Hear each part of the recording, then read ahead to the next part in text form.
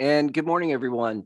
We are gathered today for the Innovation Development, Economic Advancement, and Business Committee. We have on our schedule today to appointments, and then two bills are scheduled for a work session afterward. With that, we will start the committee meeting, and this is my first opportunity to use a gavel in the last 2 years, so I'll take it. There we go. There you go. For point of information, this committee has been selected to do a test run of a committee meeting using the hybrid format. A hybrid meeting is an in-person meeting, which includes an option for members and invited presenters to participate electronically. Please be patient as we test this new format, and be mindful that those of us in the room, particularly chairs and staff, are trying to monitor and manage an in-person meeting and an electronic meeting simultaneously. With regard to meeting materials, our analyst and committee clerk sends meeting materials to members electronically prior to the meeting whenever that is feasible. However, in most circumstances, hard copy materials distributed in person during the meeting will not be available to persons participating electronically until later. For the sake of efficiency, we will not be pausing the meeting for purposes of asking staff to scan. We just don't have that ability, upload or email hard copy materials received during the meeting. We will continue our practice of screen sharing that has worked so well for us throughout this last year and a half. For those attending the meeting in the committee room, we ask that people be mindful of one another's personal space in the committee room. To that end, we ask that if you are in the room, you take one of the available seats. If there is no, I think we've covered all that. We're all in our seats. And I think we could leave it with that. So with that, I want to make sure I don't have any other announcements I need to make sure before we move forward.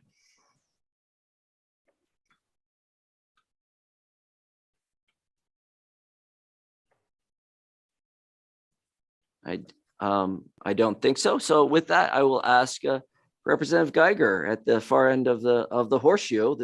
This was finally going to make sense, the order of our introductions, but not quite yet. So Representative Geiger, would you start us off with introductions? Thank you, Mr. Chair. Good morning. My name is Valley Geiger. I'm representative for District 93, Rockland and Owl's Head. And this is the first time I have sat in this committee room and in this committee chair. So I'm very excited. Welcome. Good morning. My name is John Andrews. I represent District 73 in Western Maine, which is the towns of Buckfield, Hebron, and Paris. Thank you. Good morning, everyone. I'm Sarah Pebworth. I'm proud to represent House District 133, which includes Blue Hill, Brooksville, Brooklyn, Castine, Sedgwick, and Surrey. Good morning, everyone. I'm Amanda Collimore. I represent House District 106. This is my second time in this room, but first time doing it in this format. Good morning. I'm Senator Scott Searway and represent District 16, which covers Waterville, Winslow, Fairfield, Benton, Albion, Clinton, and Unity Township. Good morning. I'm Jack Ducharme. I represent House District 111, which is Solon, Norridgewock, and Madison. And it's a little disconcerting to hear voices that you can't see their faces. Good morning, folks. I'm Representative Sue Austin, hailing from Gray, home of Enacon and their business park here. I have a portion of Raymond, which is home to Good Life Market. I have a very idyllic portion of Casco, and I have all of the only freshwater island town in the state of Maine, which is Fry Island. Representative Tavis Hassenfuss, House District 81, Winthrop, Reedfield, and North Monmouth.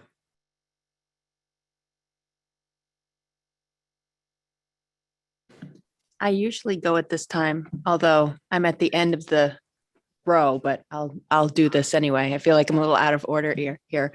Good morning, Representative Reagan La Rochelle, House District 86, which is part of Augusta. Good morning, everyone. I'm Sue Bernard, and I represent the district that includes Caribou, Westmanland, and New Sweden.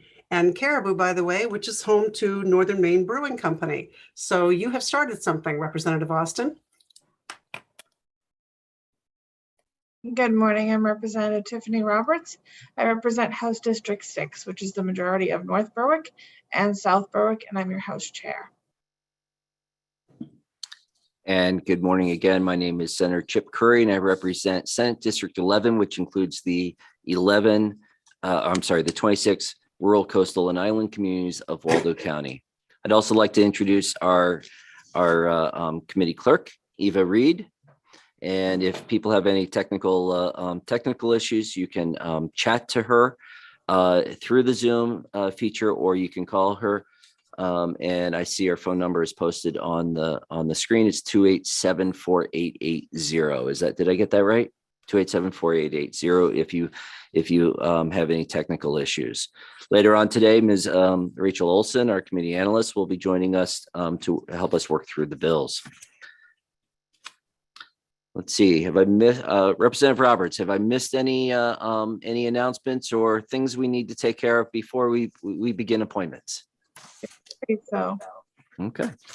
Ms. Reed, so just to let, we have 4 appointments today. We'll be starting off with Mr. William Karen. And Ms. Reed, if you can promote Mr. Karen. Ms. O'Neill Lowe, am I saying that properly? Oh, I'm promoting them. Thank you. That's why, yes.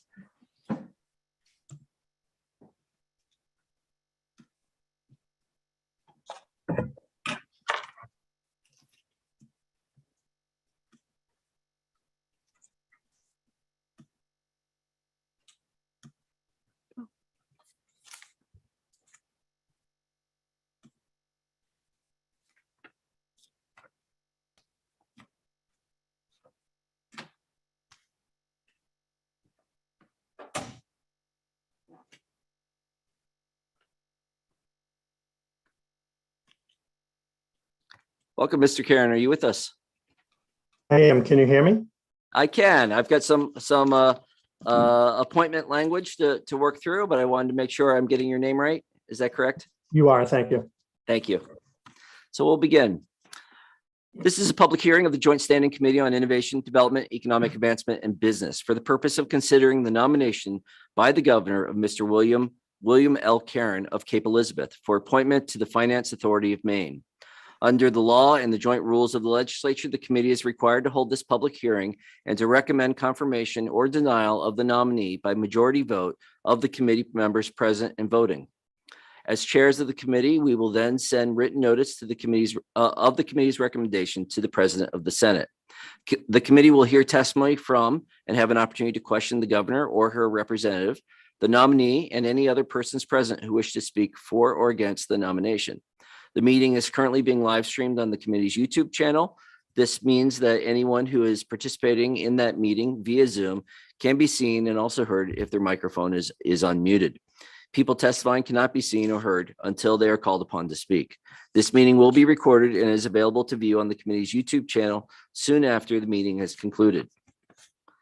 Pursuant to Title III, Section 157 of the Maine statute, which requires that there be an affirmative motion to recommend confirmation of the nominee, the chair recognizes Representative Roberts for the purpose of making such a motion.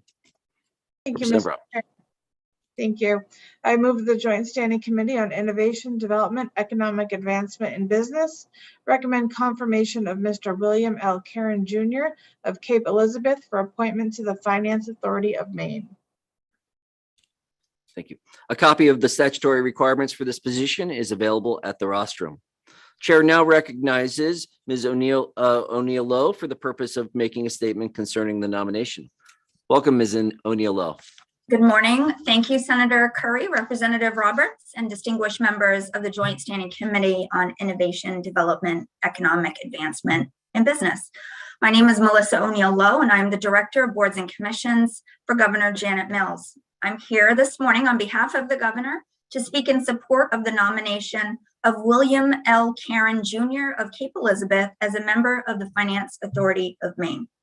The Finance Authority of Maine can be found in Maine Revised Statutes under Title 10, Chapter 110, Section 1002.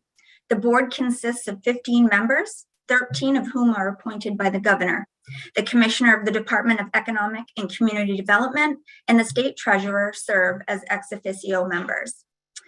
Mr. Karen of Cape Elizabeth is being nominated to seat number 10 on the Finance Authority of Maine's Board of Directors, which is reserved for an at-large member. As you undoubtedly saw from Mr. Karen's materials, he retired in 2021 after serving over 20 years as the Chief Executive Officer for Maine Health, Maine's largest healthcare system, which serves southern, western, and central Maine, as well as a small portion of New Hampshire.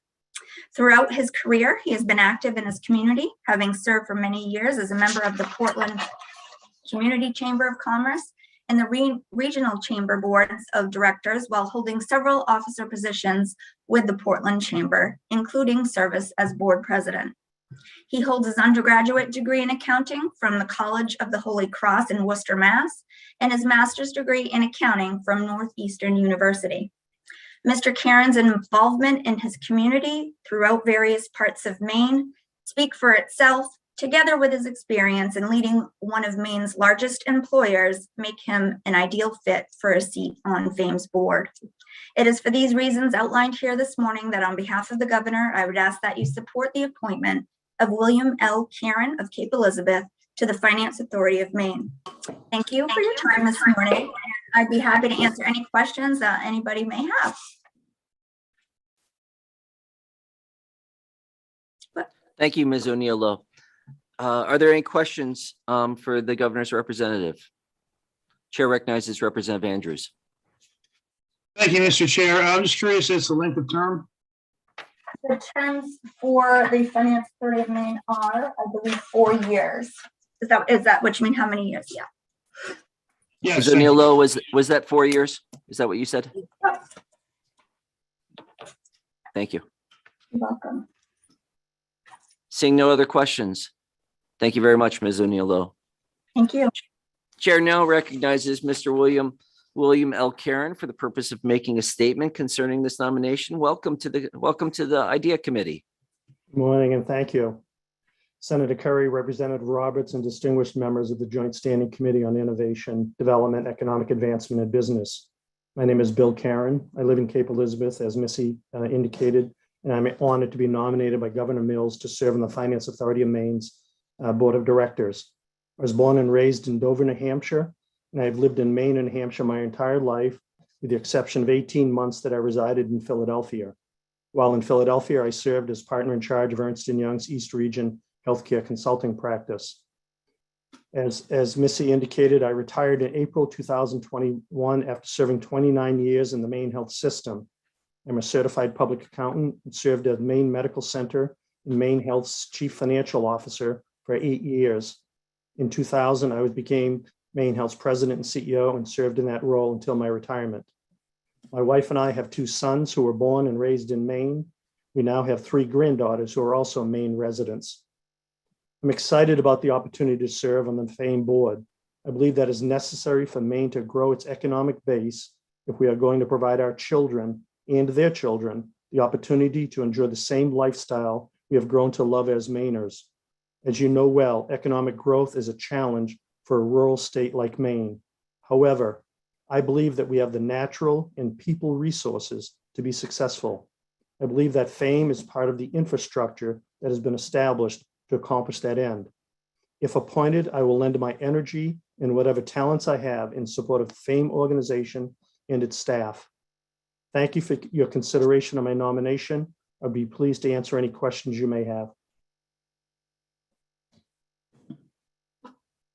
Thank you, Mr. Karen. I'm looking for questions. I do not have any questions, just a statement of appreciation for your willingness to serve in this important on this important board. See a question from Representative Pebworth. And I apologize. Thank you, Mr. Chair. This is not a question, but I am always pulling myself back from asking questions of interest rather than questions that are applicable and drawing more out of a candidate.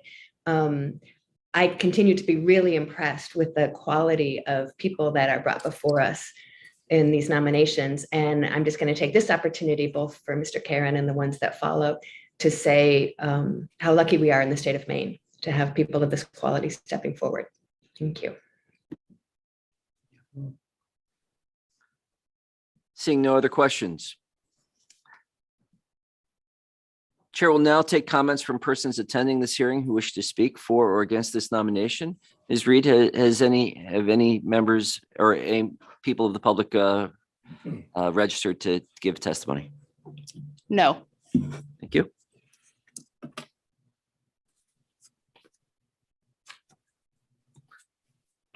All public comments having been taken, the committee will now proceed as follows. We'll review any written comments on the nomination that have been received by the committee. Have we received any written comments? No. Great. At this point, it is right for us we are ready to vote for a nomination to notify the president of the Senate pursuant to Title III MRSA Section 157 of the Joint Rules. Vote. I can skip over that portion. So with that, the hearing by the Joint Standing Committee on Innovation, Development, Economic Advancement, and Business for Mr. William L. Karen Jr. of Cape Elizabeth for appointment to the Finance Authority of Maine is closed. I'll use it again. In accordance with the law the committee may not take a vote on this nomination sooner than 15 minutes after the close of the public hearing, unless all committee members who are present agree. At this time, therefore, I will ask, do any committee members oppose voting on this nomination now? Seeing no opposition. Pending question for the committee is that the Joint Standing Committee on Innovation, Development, Economic Advancement, and Business recommend to the Senate of the 130th Maine Legislature that the nomination for Mr. William L. Karen Jr. of Cape Elizabeth for the appointment of the Finance Authority of Maine be confirmed. In accordance with 3 MRSA Chapter 6, Section 157, and with the joint rules for the 130th Legislature, the votes will be taken by the yeas and nays.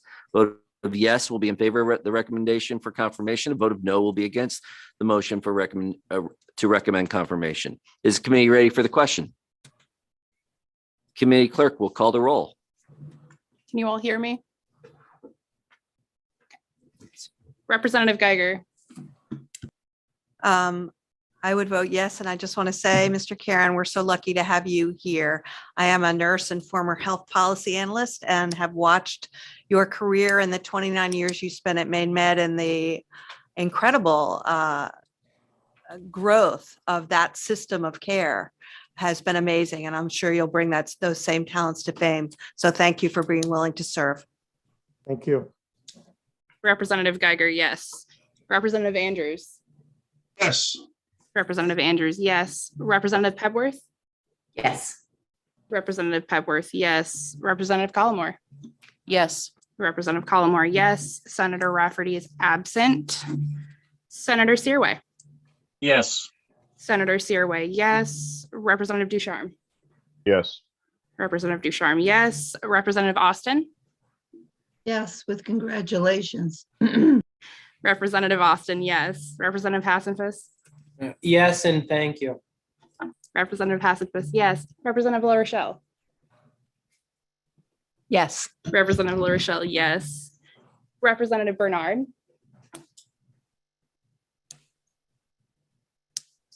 Yes. Representative Bernard, yes.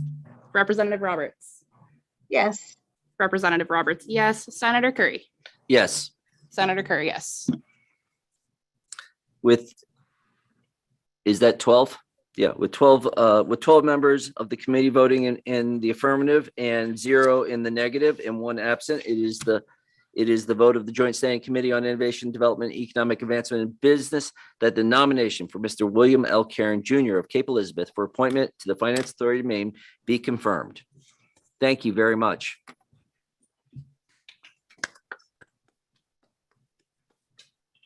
If you were here, we would shake hands, but thank you for your willingness to serve. Thank you very much. I look forward to it. Excellent.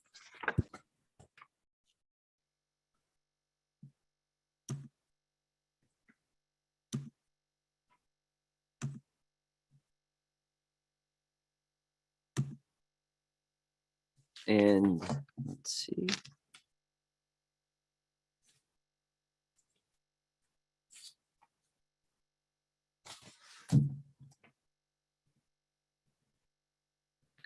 I appreciate your patience as we are navigating this slightly new system.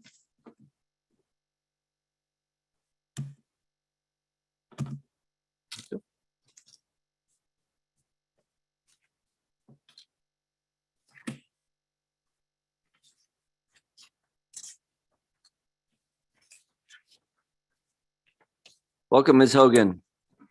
Good morning. Good morning. Am I pronouncing your name properly? You are, thank you. Thank you. Well, we will get started here and well, let's just get started. This is a public hearing of the Joint Standing Committee on Innovation, Development, Economic Advancement, and Business for the purpose of considering the nomination by the governor of Ms. Jennifer Hogan of Turner for appointment to the Finance Authority of Maine. Under the law and the joint rules of the legislature, this committee is required to hold this public hearing and to recommend confirmation or denial of the nominee by majority vote of the committee members present and voting. As chairs of the committee, we will then send written notice of the committee's recommendation to the President of the Senate. The committee will hear testimony from and have an opportunity to question the governor or her representative, the nominee and any other person present who wish to speak for or against the nomination. This meeting, I can skip over that. I've already said that. So we will move to this part. Pursuant to Title III, Section 157 of the Maine statute, which requires that there be an affirmative motion to recommend confirmation of the nominee, the chair recognizes Representative Roberts for the purpose of making such a motion. Thank you, Mr. Chair. I move that the Joint Standing Committee on Innovation, Development, Economic Advancement, and Business recommend confirmation of Ms. Jennifer Hogan of Turner for appointment to the Finance Authority of Maine. A copy of the statutory requirement for this position is available at the rostrum. The chair will now recognize Ms. O'Neill Lowe for the purpose of making a statement concerning this nomination. Welcome, Ms. O'Neill Lowe. Thank you again, Senator Curry, Representative Roberts, and distinguished members of the Joint Standing Committee on Innovation, Development, Economic Advancement, and Business. My name is Melissa O'Neill Lowe, and I am the Director of Boards and Commissions for Governor Janet Mills. I'm here this morning on behalf of the governor to speak in support of the nomination of Jennifer L. Hogan of Turner as a member of the Finance Authority of Maine. Ms. Turner is being nominated to seat number 7, which requires that the member have experience in commercial banking and commercial lending. As you've likely seen, Ms. Hogan has had a tremendous amount of support coming into this hearing today, with nearly a dozen or more letters of recommendation and support having already been sent in.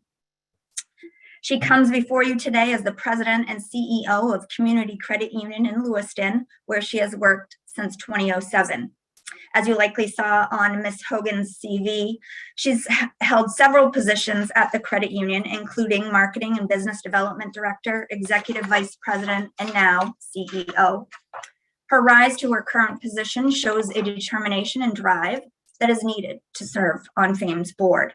She has led Community Credit Union in obtaining the U.S. Treasury's designation as a community development financial institution, which then led to the award of over $2 million in federal grants, which has served primarily the low-income, underserved families within Lewiston's immigrant community, helping build financial capacity and stability for that population. In addition, Ms. Hogan is dedicated to her community and serves on several boards. She holds a BS in Business Administration from Husson University and Associates of Science in Communications from New England School of Communications. For these reasons and many, many more, we would ask that you support the nomination of Jennifer L. Hogan of Turner to the Finance Authority of Maine. Thank you for your time this morning. If you have any questions, I'd be happy to answer them at this time.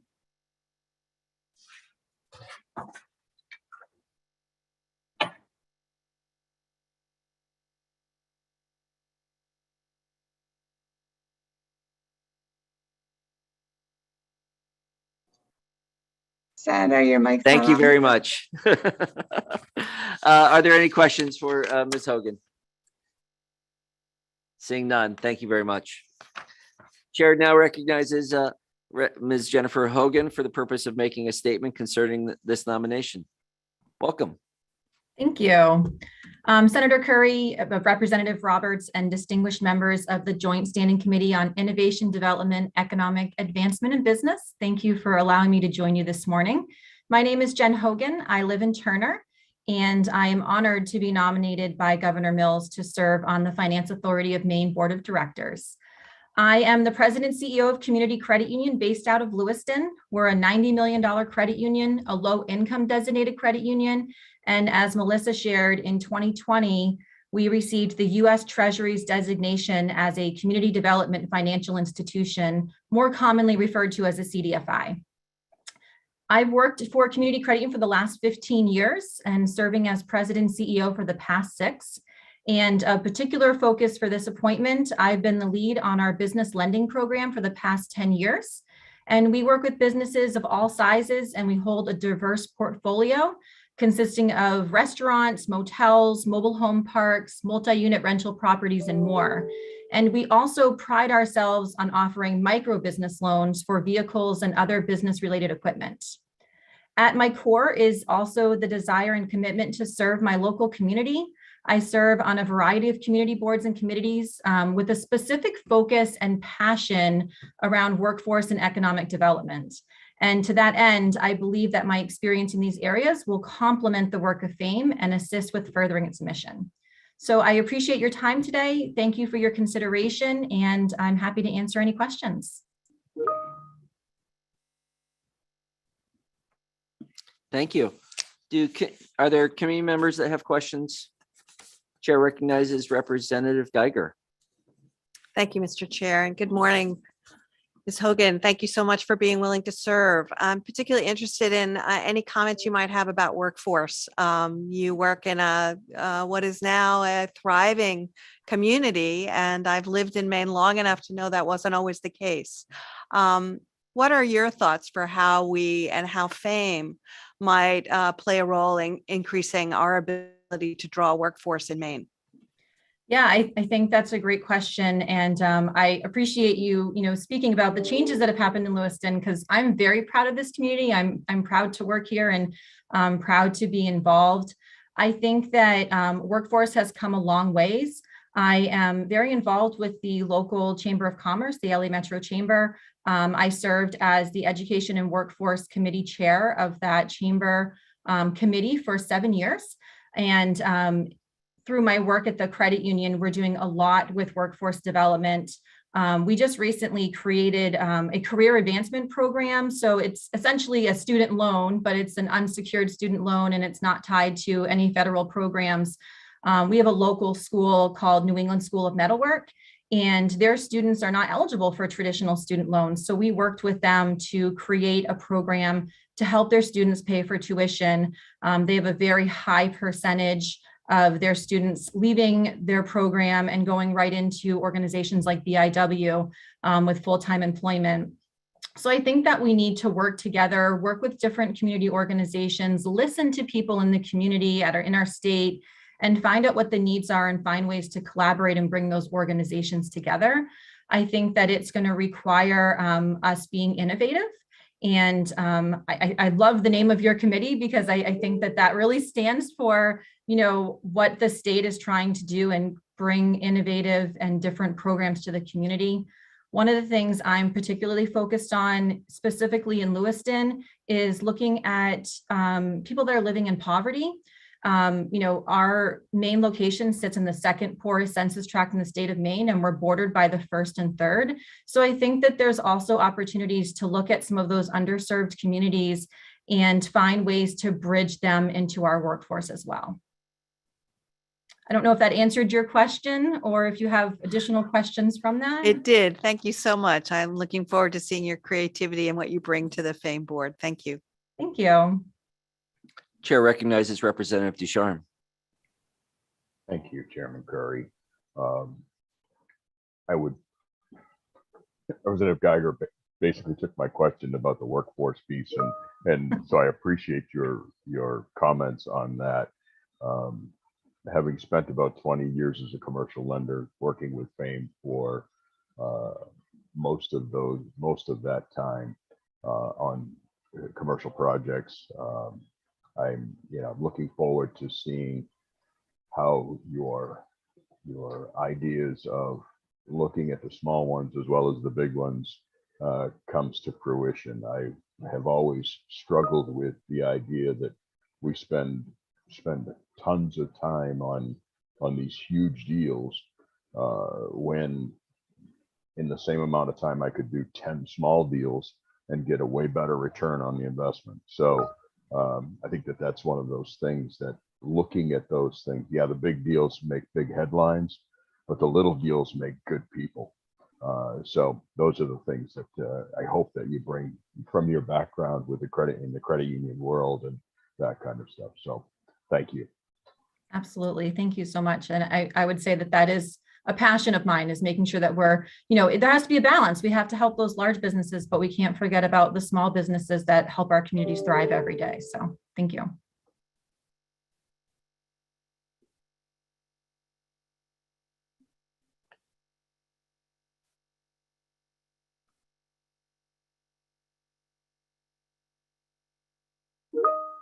Senator, your mic. That quarter jar is going to fill up very fast. So the chair will now take comments from persons attending this hearing who wish to speak for or against this nomination. Seeing none. And Ms. Hogan, thank you very much. Thank you. My pleasure. So let's see. Are there any? Seeing there are no other folks wishing to give comment, or are there people wishing to give comment? Todd Mason, thank you very much. I will promote him.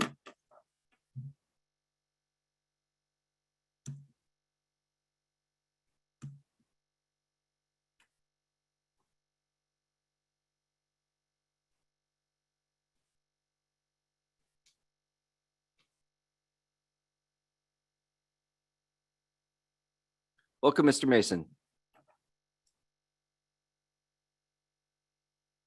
Thank you so much, and good morning, everyone. Good morning, Senator Curry. Good morning, Representative Roberts and the distinguished members of the IDEA Committee. My name is Todd Mason, and I am the President and CEO of the Maine Credit Union League, and we serve all of Maine's 51 credit unions. I strongly support the nomination of Jen Hogan to serve on the board of FAME. Jen is an excellent choice for this role. You can take a look at her professional background, her personal background, and all the things that she does. I won't go through my written testimony. You have that. It speaks for itself. So I want to speak a little bit to her character. When Jen gets involved in something, she absolutely gives it her all. I've had the pleasure of working with her over the past 5 years or so. You can see just how hard and passionate a worker she is through her resume, through the comments that she just made, the answers to the questions that you gave her, and all the support that she has received. She is never afraid to work hard. I have asked her before, when do you sleep? And she doesn't quite answer that question. I don't know that she does. She's not afraid to try new things. She brings her passion and creativity to the table every single time. She exemplifies what it means to be a credit union CEO, especially in the type of community that she lives, works, and serves in, and what it means to be truly a community leader. She lives by the motive. She lives by small actions add up into big things and make big results, and she just continues to exemplify all that. So the League, our 51 credit unions, and I fully support Jen's appointment and encourage this committee's to send a positive endorsement of her. So thank you very much. I'll keep my comments brief. Thank you. Are there any questions for Mr. Mason? Seeing none. Thank you, Mr. Mason.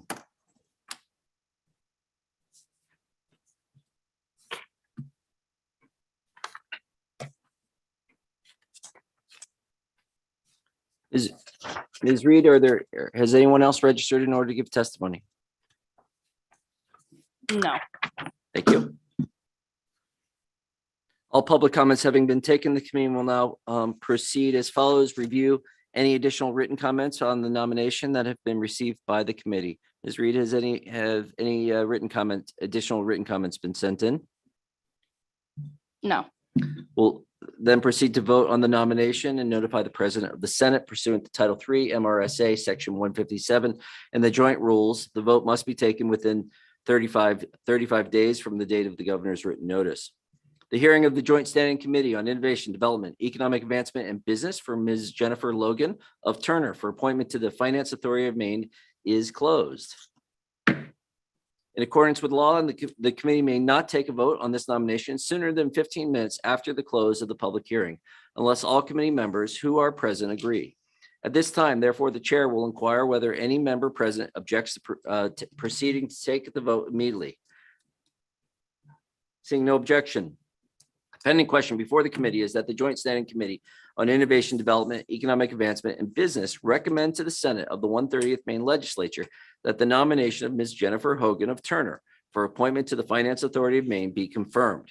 In accordance with 3 MRSA Chapter 6, Section 157, and with the joint rules of the 130th Legislature, the vote will be taken by the yeas and nays. A vote of yes will be in favor of recommending confirmation. A vote of no will be against the motion to recommend confirmation.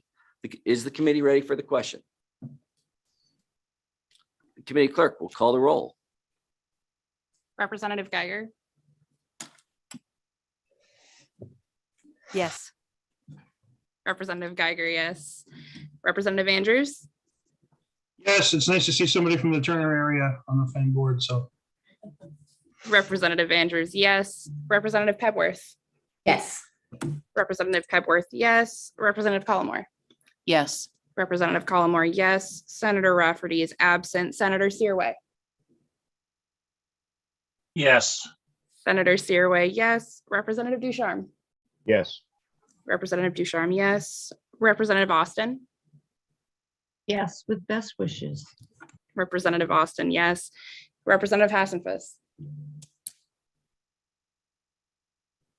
Yes, and thank you. Representative Hassenfuss, yes. Representative LaRochelle, Yes. Representative LaRochelle, yes. Representative Bernard, Yes. Representative Bernard, yes. Representative Roberts, Yes. Representative Roberts, yes. Senator Curry, Yes. Senator Curry, yes. With 12 members of the committee voted in the affirmative and 0 members in the negative, it is the vote of the Joint Standing Committee on Innovation, Development, Economic Advancement, and Business that the nomination for Ms. Jennifer Hogan of Turner for appointment to the Finance Authority of Maine be confirmed. Thank you very much. Thank you.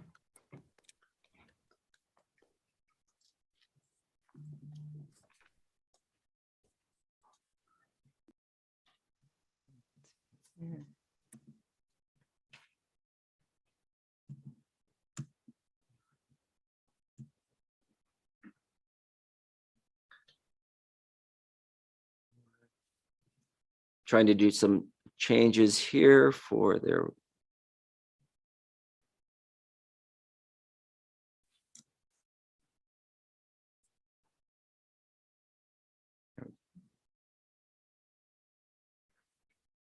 I will bring in the next candidate, the next nominee, and that is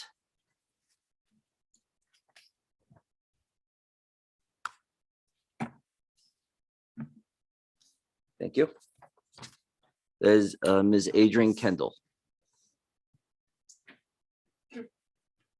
Mr. Adrienne Kendall, my apologies.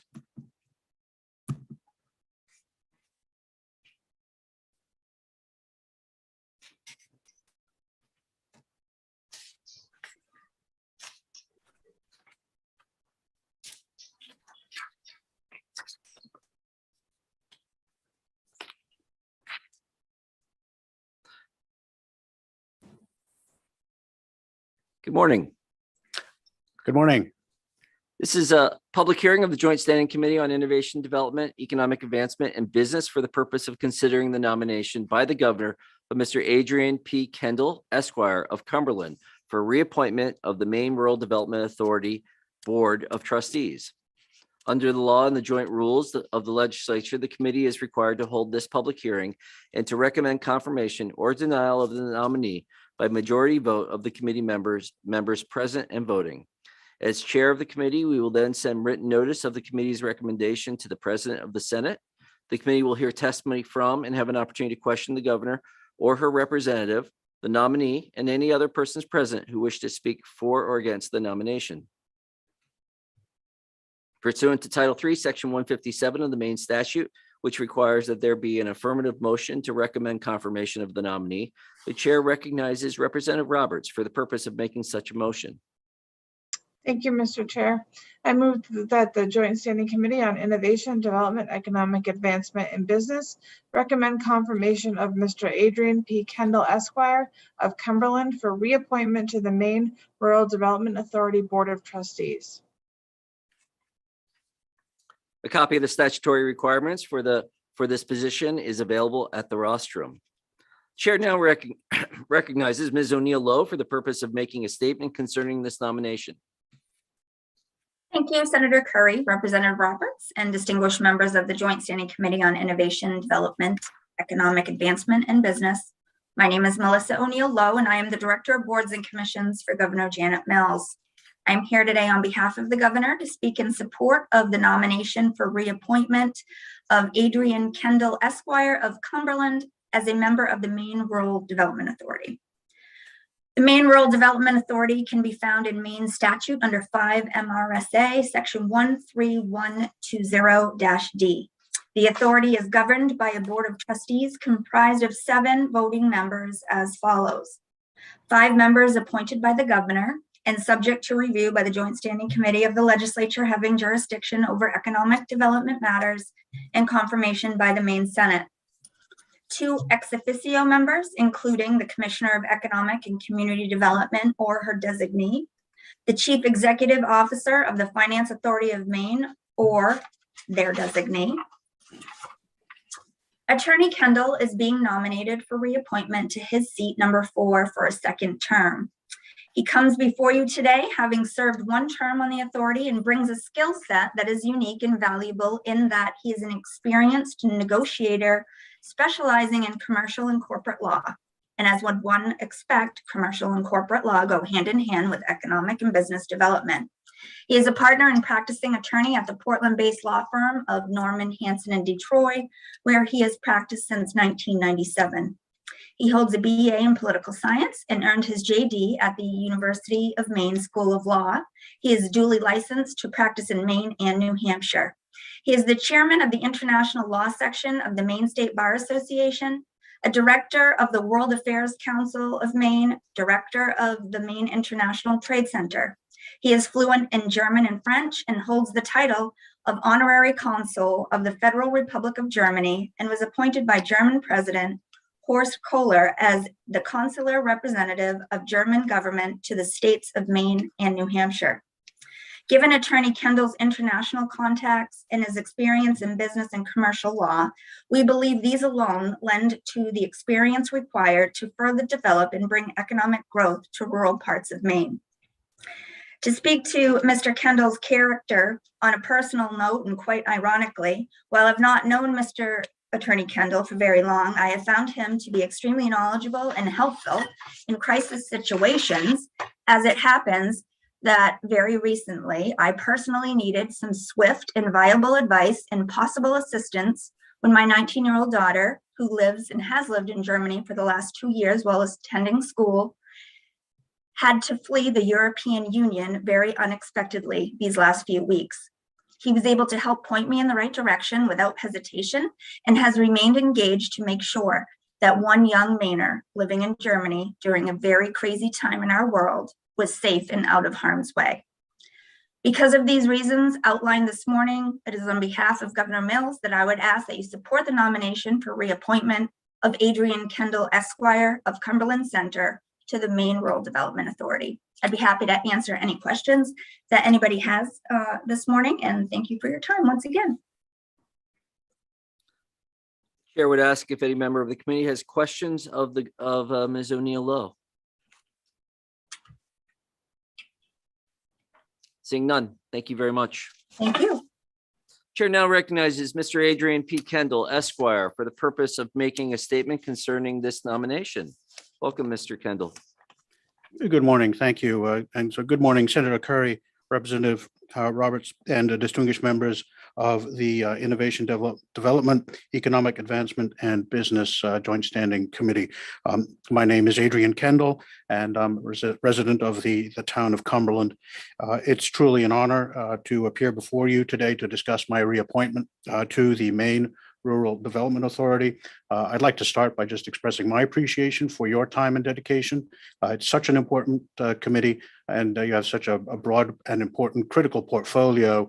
And I think perhaps these tumultuous times that we're experiencing, we just thought we were coming out of COVID, and now we're facing a war in Europe and soaring energy prices and other economic challenges that just underscore the huge need for our own resilience, self-reliance, and development of the resources and assistance to the people here in Maine.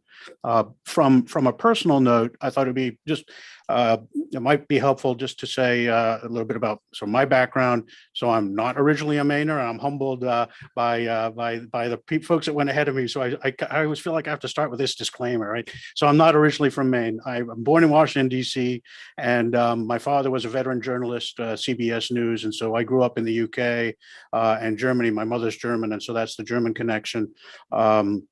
And I went to university in Philadelphia, and I came up here for law school. And to be honest, originally I was going to go back down to DC to practice. That's where my family still is. But I came up here, and this was in late '80s, '89. And I love Maine, and I've stayed here ever since. I've raised my family. I have two sons, born and raised in Maine, and I can't say enough about it. And so, even as was mentioned, I'm honorary consul to Maine, appointed by the German government to represent Germany to Maine and New Hampshire. Frankly, I enjoy the mission just as much in the reverse role of representing Maine, primarily because I live here, to Germany and to Europe and other matters. And obviously, I've participated in that role with the Maine International Trade Center almost since its inception in 2000. So just a little bit of background as to my credentials. Also, I really appreciated this is a virtual appearance, and I appreciated the virtual tour of Maine that I got through your own introductions. It's really, makes me realize that more places to visit and get out to. I do spend a lot of time in Andover in Western Maine. So while I know maybe some people may think, well, you're cocooned down in Southern Maine, that came up in my first nomination hearing. It came up as an issue or a question. And I just want to say, I go through life with my eyes open, and I spent a lot of time in parts of the very much less economically advantaged parts of this state. And it's part of what has made me really excited to be part of the work of the Maine Rural Development Authority to this point. Ms. O'Neill Lowe has gone over my professional resume, so I think I'll let that stand on its own 2 feet, but I'll be happy to answer any questions with respect to that. But I think where it is a reappointment, I'd be happy to really talk about my philosophy on the MRDA and how what I've learned from it and what I intend to continue to bring to it. So first of all, the role is trustee, and that means obviously that I shouldn't say obviously, but so that means that we're entrusted with the faith of the public, with the taxpayers' money. And I take that seriously as a trustee. That's a fiduciary duty. And that means we have to bring fairness, integrity, transparency to everything we do, working hand in hand with FAME and others. It's really been a privilege to see all of the hard work that goes into it, and work with the commissioner and her representatives in the Department of Economic and Community Development.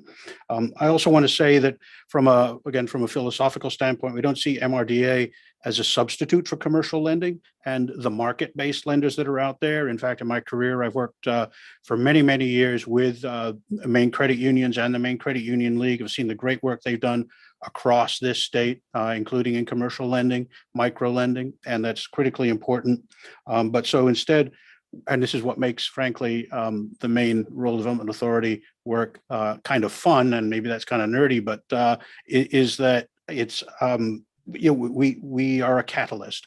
So what we do is, oftentimes we will remove an element of risk to allow other commercial lenders, the banks or credit unions, to come in and say, yes, now we will be part of this because we've removed an element of risk through our lending and through our position that we take.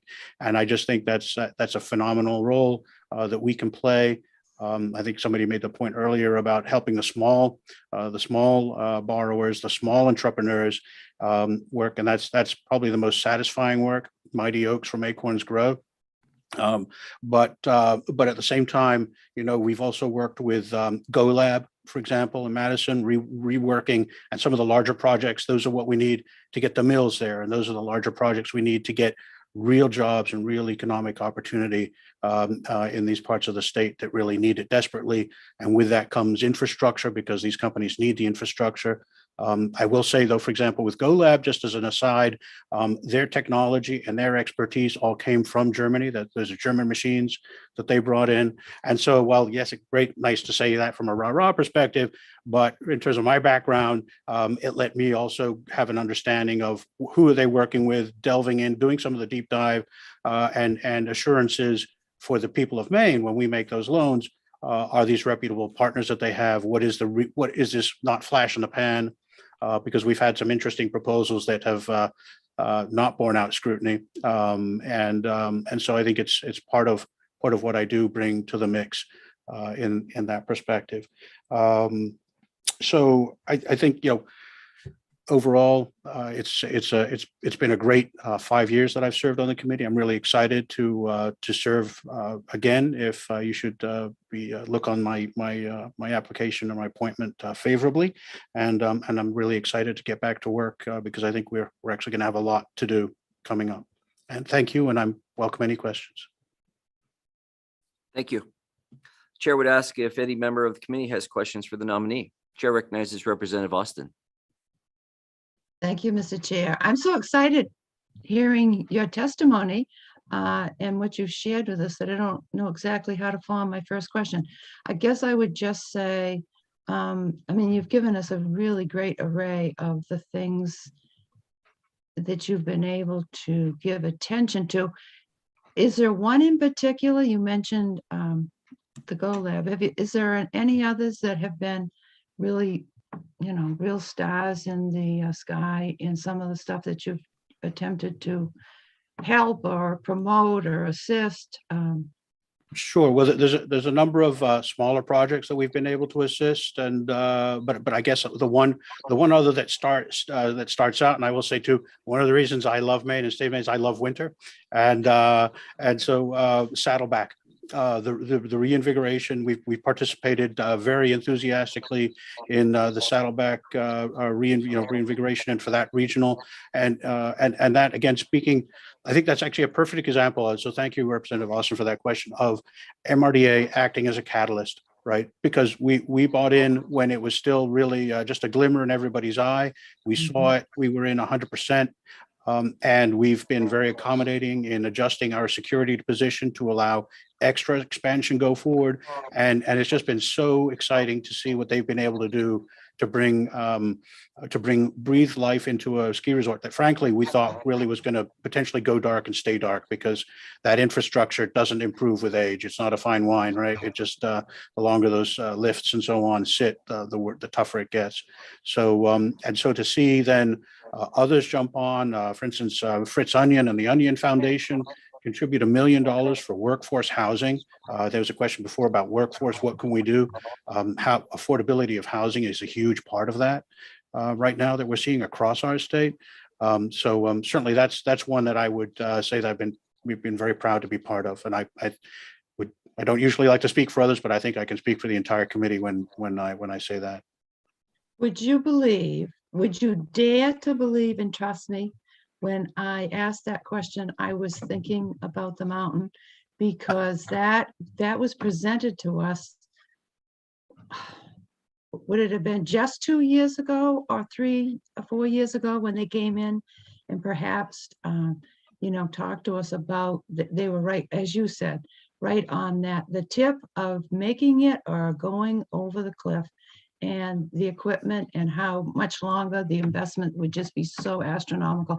So I can't believe it. Thank you very much. That is super duper news should be to this committee. And unfortunately, we have new folks that just weren't there at that particular moment when it was so critical. So thank you so much to all that you did and have done and will continue to do.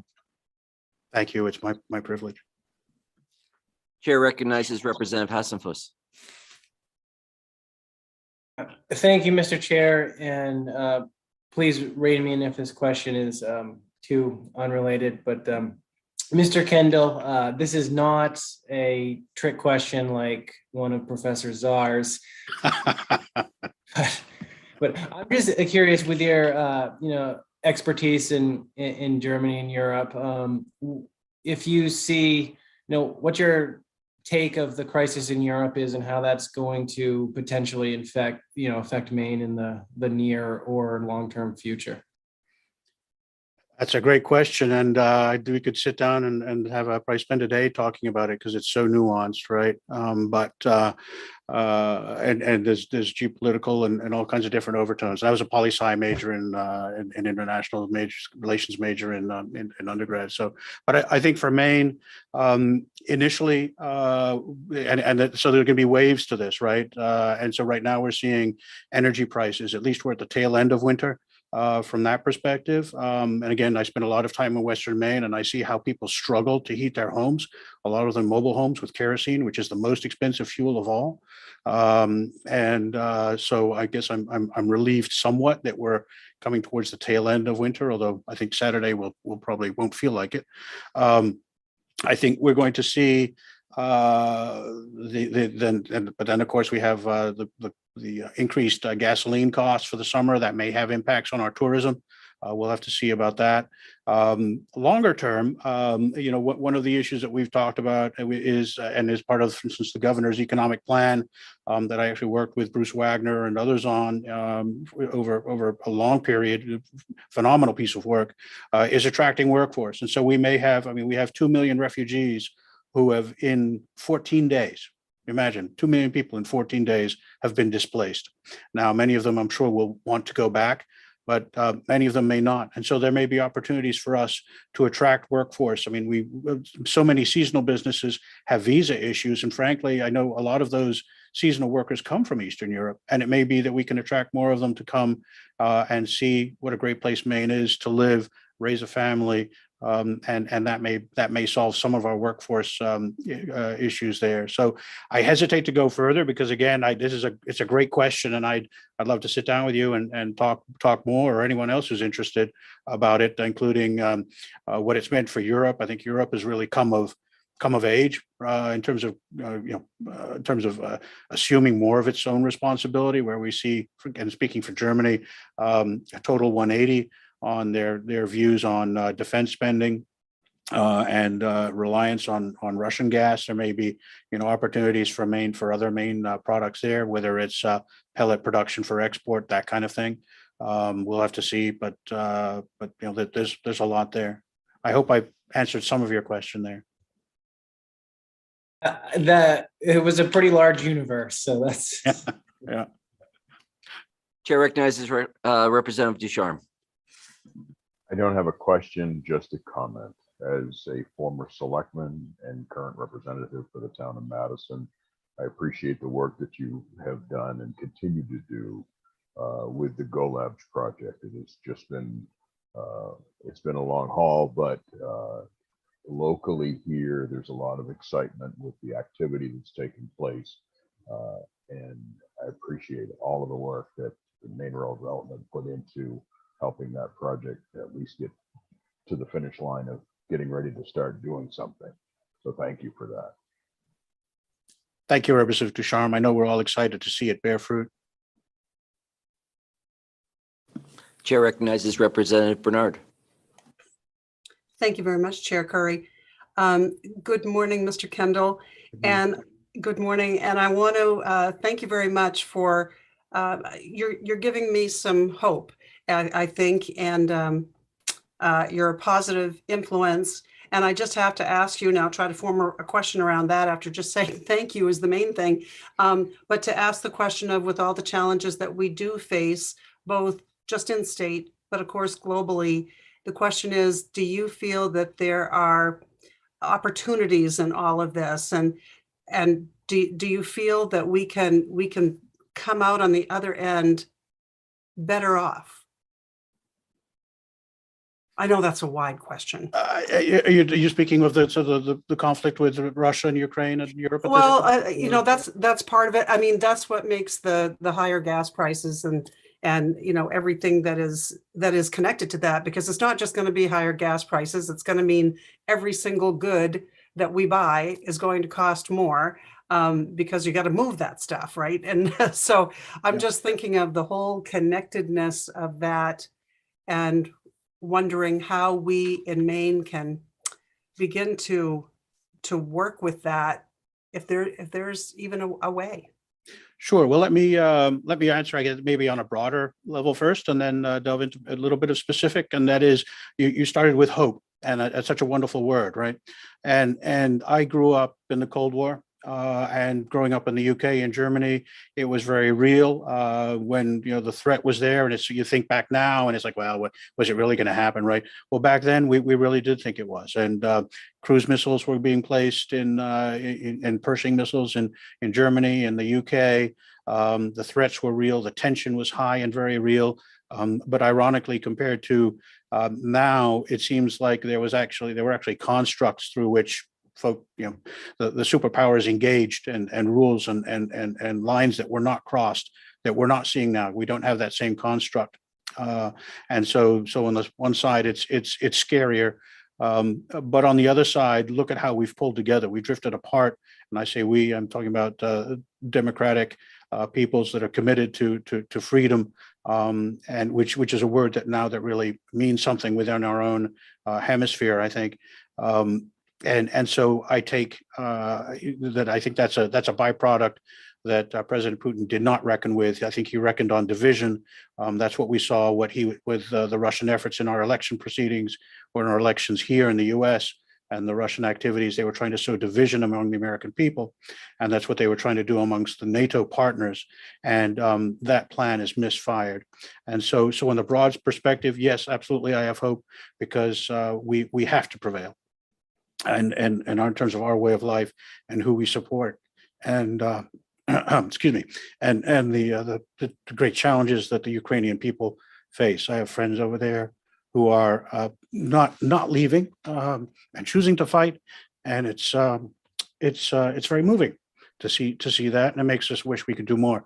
In terms of Maine, I think I answered part of that. I think with Representative Hausenfuss's question, but I do see opportunities for us here. We will have challenges, but I think those are the challenges of taking the position that we must take. I don't think we have options. We short of going to war, the sanctions aren't necessary, and I, for one, will think of that when I'm paying more at the pump, or when the oil delivery comes to my house. That's my contribution to that effort, because we have to do it, because anything else would be to embolden the aggressor, and that's just not tenable. And I think that's the way a lot of people here in our state feel. Well, I really appreciate your broader perspective, and thank you for bringing it, and thank you for your willingness to serve us. Oh, thank you. My pleasure. Chair recognizes Representative Geiger. Thank you, Mr. Chair. And Attorney Kendall, thank you so much for being here today and for being willing to sign up a second term with the Rural Development Foundation. I too just want to ask a question about workforce, and your previous comments have sort of given me a new appreciation of what we do on the IDEA committee. We just a couple of months ago heard at least one bill on how we make it easier for professionals who come with professional degrees from other countries, how we help them to be able to serve here in a way that we can use their expertise. And so I'm wondering if you have any recommendations. I too have read about 2 million refugees, and some thought that by the end it will be 10 million. And what can Maine do to welcome those who are seeking a new place, and particularly seeking it in a way that will allow them to use their education and background? That's a great question. Obviously, immigration law really happens on the federal level, so I think we'd want to work with our main delegation in Washington to see what leverage they can bring to the fore and where they see the opportunities for potential changes on the federal side, from a perspective of challenges interstate. So how do we make Maine more attractive, say, than somewhere else? I think, frankly, and this is what I've seen from German businesses that I work with that come to Maine. I just had a call yesterday with a business that's going to work with a Maine company, providing the technological background for what they're going to do for biochar. And so the German company is bringing that, but the Europeans, they feel very, very comfortable here. Maine feels like home. And we have the things that they really appreciate in terms of how we engage in our interpersonal relationships is very similar to them.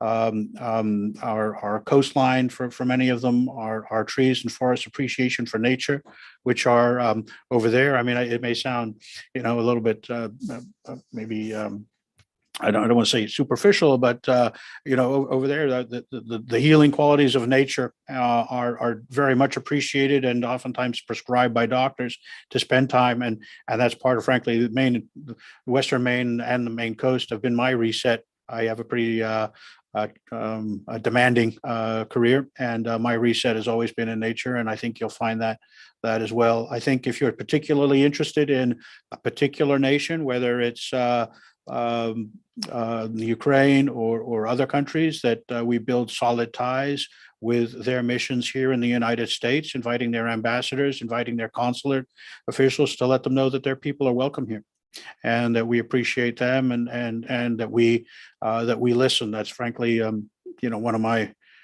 of the biggest skill I try to bring as an attorney, and also in all walks, is just listening. I know maybe a lot of lawyers, we tend to talk more than listen, but I think if you keep your mouth shut and just pay attention, you actually you can learn a great deal. And so I guess it's a great question. It's a broad one, and it's policy driven. And there might be other things that we can do to make things attractive, whether we're bringing people already with credentials, or whether we look at how do we bring folks that are willing to work and that would be great people to put into our education system, whether it's the community colleges, this great system of community colleges that we have to get skill sets in, whether it's renewable energy or whatever we think or forestry and forest products, and just finding the right people to do it. But those would be my initial thoughts. Thank you so much. Chair recognizes Representative Andrews. Thank you, Mr. Chair. I'm going to pivot from geopolitical conflicts and just say, as somebody else born in the Mid-Atlantic area who lived in DC for 5 years, I can fully appreciate your perspective on choosing Maine to live and work. And it really makes me happy to see somebody like us want to get involved in serving the state. And I think you'll continue to do a great job on the RDA. Thank you so much, Representative Andrews. I appreciate that.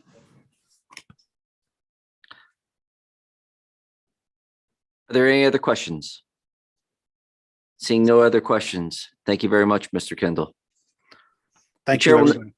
The chair will now take comments from persons attending this hearing who wish to speak for or against this nomination. Anyone who has written a statement but who does not wish to speak should have submitted the statement with the committee clerk prior to today's hearing. All such statements shall contain the name, the residence, and the person who prepared the statement. Copy of each written statement presented to the committee at the hearing will be made available to the nominee prior to the committee's vote, and the nominee will have an opportunity to respond to written comment. Those who wish to speak in person registered with the committee clerk prior to the start of the hearing and will be called upon by the chairs, at which time they will be promoted to panelist status in Zoom and can be seen and heard.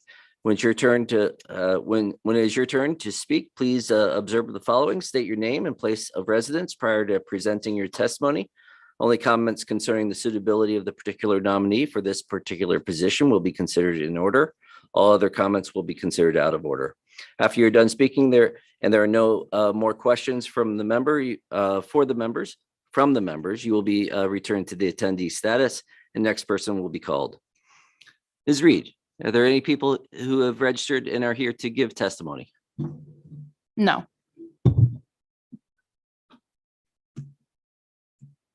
Okay.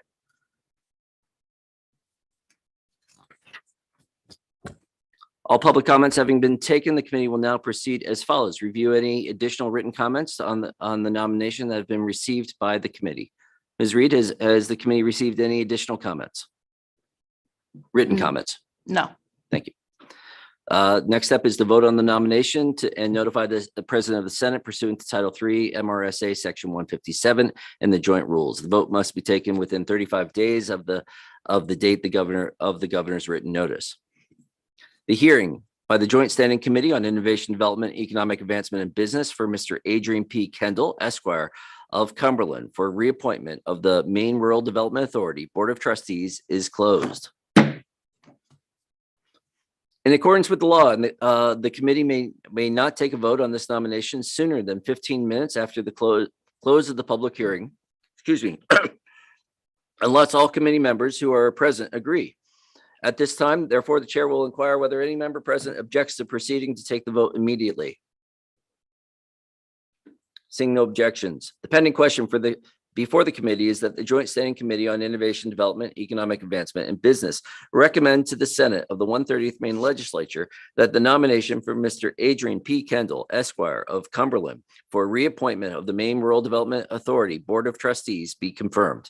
In accordance with 3 MRSA Chapter 6, Section 157, and with the joint rules for the 130th Legislature, the vote will be taken by the yeas and nays. A vote of yes will be in favor of recommending confirmation. A vote of no will be against the motion to recommend confirmation. Is the committee ready for the question? The committee clerk will call the roll. Representative Geiger, Yes. Representative Geiger, yes. Representative Andrews, Yes. Representative Andrews, yes. Representative Pebworth, Yes. Representative Pebworth, yes. Representative Collmore, Yes. Representative Collmore, yes. Senator Rafferty is absent. Senator Searway, Yes. Senator Searway, yes. Representative Ducharme, Yes. Representative Ducharme, yes. Representative Austin, Yes. Representative Austin, yes. Representative Hassenfuss, Yes, and thank you. Representative Hassenfuss, yes. Representative LaRochelle, Yes, and thank you for your service. Representative LaRochelle, yes. Representative Bernard, An enthusiastic yes. Representative Bernard, yes. Representative Roberts, Representative Roberts is absent. Senator Curry, Yes. Senator Curry, yes. With 11 votes in the affirmative and 0 votes in the negative, it is the vote of the Joint Standing Committee on Innovation, Development, Economic Advancement, and Business that the nomination of Mr. Adrian P. Kendall, Esquire of Cumberland for reappointment of the Maine Rural Development Authority Board of Trustees be confirmed. Thank you very much. Thank you so much, everybody. And I'd be happy to answer any more questions on my time if there are. Great questions. Thank you. Thank you. Let's see.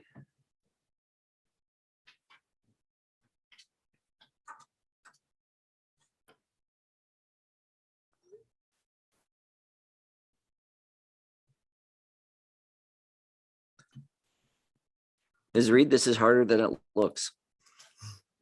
All right. At least you haven't accidentally demoted.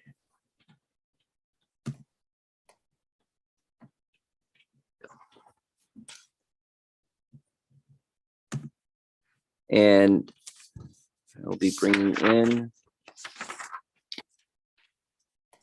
Ms. Christine Logan.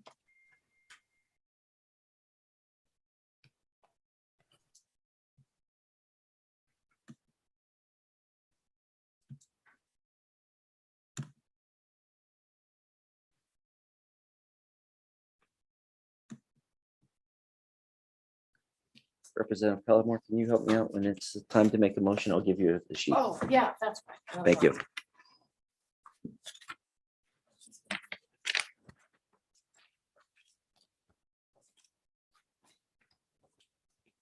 Welcome, Ms. Logan. Thank you. Excellent. If you'd like to, you can turn your camera on. Yeah, I am trying to do that. There we go. Good. We're all Good navigating. morning. We're all navigating the new technology today. Thank you for being with us. So, thank you. This is a public hearing of the Joint Standing Committee on Innovation, Development, Economic Advancement, and Business for the purpose of considering the nomination by the governor of Ms. Christine Logan of Topsom for appointment to the Loring Development Authority of Maine. Under the law and the joint rules of the legislature, this committee is required to hold this public hearing and to recommend confirmation or denial of the nominee by majority vote of the committee members present and voting. As chairs of the committee, we will then send written notice to the committee's recommendation to the President of the Senate. The committee will hear testimony from and have an opportunity to question the governor or her representative, the nominee, and any other persons present who wish to speak for or against the nomination. Pursuant to Title III, Section 157 of the Maine statute, which requires that there be an affirmative motion to recommend confirmation of the nominee, Chair recognizes Representative Collmore for the purpose of making a motion. On your mic.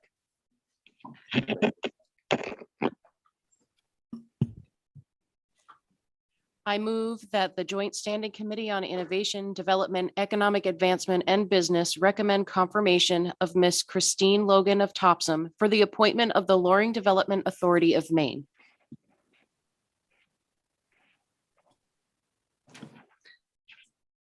A copy of the statutory requirements for this position is available at the rostrum.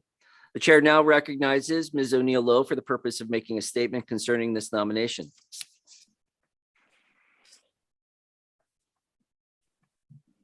Ms. O'Neill Lowe? Thank you, Senator Curry, Representative Roberts, who I believe stepped out, and distinguished members of the Joint Standing Committee on Innovation, Development, Economic Advancement, and Business. My name is Melissa O'Neill Lowe, and I'm the Director of Boards and Commissions for Governor Janet Mills. I'm here today on behalf of the governor to speak in support of the nomination of Christine Logan of Topsom as a member of the Loring Development Authority. The Loring Development Authority can be found in Maine Revised Statutes under Title V, Chapter 383, Section 13080. The board consists of 13 members, all appointed by the governor. 7 members must be residents of Aroostook County. At least 4 must be non-residents of Aroostook County. The last member is a designated commissioner who is a voting ex officio member. Today, Christine Logan of Topsom is being nominated to seat number 13. Ms. Logan comes to you today as the new Executive Director of the Mid-Coast Regional Redevelopment Authority in Brunswick. And as you may recall, the former director, Steve Levesque, also served on the LDA board as a way for the two boards to collaborate the growth of each of the decommissioned bases in the coming years. Prior to her appointment as Executive Director, Christine held the position of Deputy Director since 2014. As you likely have seen from her background materials, Ms. Logan has an extensive background in economic and business development, skill sets which are necessary on LDA. She is no stranger to public service, having served on several boards and commissions in her community, such as the Brunswick Downtown Association, the Bath and Landing YMCA Board of Directors, and the Southern Midcoast Maine Chamber, just to mention a few. She has received several awards and recognition for her work in and around business and has proven she's an accomplished senior executive and economics development professional. Christine holds a BS in mathematics with a minor in management from State University of New York, holds a graduate certificate in community planning and sustainable development. Additionally, she holds a certificate in business incubation management, which undoubtedly could lend itself to assisting LDA and MIRA, for that matter, with future startup business growth. It is for these reasons and many more, as outlined this morning, that on behalf of the governor, I would ask that you support the appointment of Christine Logan of Topsom to the Loring Development Authority Board. I'd be happy to answer any questions that you may have. And I, again, thank you for your time for all nominees this morning. Thank you, Ms. O'Neill Lowe. Are there any questions from the committee members? Seeing none, thank you very much. Thank you. Chair now recognizes Ms. Christine Logan for the purpose of making a statement concerning this nomination, and welcome. Thank you. Good morning. I'm happy to be here. So good morning, Senator Curry, Representative Roberts, who I think stepped out, and distinguished members of the Joint Standing Committee on Innovation, Development, Economic Advancement, and Business. As Missy said, my name is Christine Logan. I live in Topsom, and I'm here to discuss with you my nomination to the Loring Development Authority Board of Trustees. I am currently the Executive Director of the Midcoast Regional Redevelopment Authority, known as MIRA, and I have worked for the organization for 8 years. I have originally came to MIRA to create and develop a technology incubator for early stage manufacturing companies, which I did and is called TechPlace. We currently have about 35 companies that are located in TechPlace and have about a dozen graduates out of that facility. I'm excited at the possibility of being a trustee on the Loring Development Authority's board. I understand that many of the LDA board members are new, and I'm sure there are fresh ideas being discussed for a sustainable strategic plan for further redevelopment. I feel that my experience with the redevelopment efforts of the former Naval Air Station in Brunswick, now called the Brunswick Landing, can provide great insight and perspective to assist and contribute to the redevelopment efforts at the former Loring Air Force Base. I look at the two facilities, and there's quite a few comparisons in terms of size of the property, where Loring is about 3,800 square feet or acres, and Brunswick Landing is about 3,800 acres. Both have significant aviation complexes, millions of square feet of building space to redevelop, as well as acreage and land to develop and sell, and many infrastructure assets. About a month ago, I attended the Merida conference, and during that, they gave updates on all areas around the state in terms of what's available in real estate and buildings and land development. And the constant theme among all that was there's this need for large spaces, turnkey spaces, and nobody has them anywhere in the state. And I was thinking, well, Loring has quite a few of those. So I see an opportunity for Loring where it has a lot of large buildings, many of them that are turnkey ready to be able to attract companies and businesses that are working in some kind of processing or food processing, manufacturing, doing assembly, some kind of transportation work. I don't like to usually suggest warehousing and storage just because it's not a big job creator, but there is opportunity to have that as a supplemental to attracting some businesses who need both the manufacturing space and some warehousing space. So I think there's a lot of opportunity for identifying what the assets are at Loring and being able to target market to companies who can use those assets, especially seeing that there's not many of them here in Maine ready to go, nor in other places. So I believe that I can add value to the conversations that I'm sure are going to occur around revenue generation, the assets that are there at Loring, industry focuses, the marketing, and the overall planning and development. So I appreciate the time of the committee that's taken to hear my testimony today and review my application, and I'm happy to answer any questions.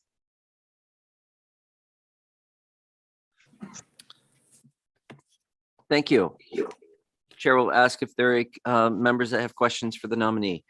Chair recognizes Representative Austin. Thank you. Thank you, Mr. Chair. And Christine, I was struggling with placing you, and now I know it's just been too long since we were down to visit at the facility. Actually, we were down for Blue Shift, but we didn't come inside and see you folks. So I think you are onto something big in paralleling, and you certainly know well what can happen and has happened at Brunswick. So to apply what you have learned there and now push that forward up the state of Maine and, bring some real success added. I don't mean there hasn't been any, there has been, but added success up there. I really look forward to seeing what you're able to bring to the table, and I'm sure it's a great deal. So thank you for considering working with us in this particular capacity. Thank you. My pleasure. Are there any other questions for Ms. Logan? Chair recognizes Representative Geiger. This is just a quick comment. Thank you very much for being willing to serve both bases. Your reputation precedes you. We have had several hearings for both people who want to serve at either one and also about the space center bill. And we heard rave reviews about you. So thank you so much for doing what you're doing now and for being willing to serve with Loring. It seems like just one of those giant opportunities waiting for some fresh thought to bring it energy and success. So thank you. Thank you. I am exciting. I love working with the redevelopment authority here in Brunswick and the projects that we've been able to take on and accomplish. And I'm excited to be part of the possibility to be part of the Loring development as well. Seeing no other questions, thank you very much. Chair will now take comments from persons attending this hearing who wish to speak for or against this nomination. Ms. Reed, has anyone registered to give testimony? No.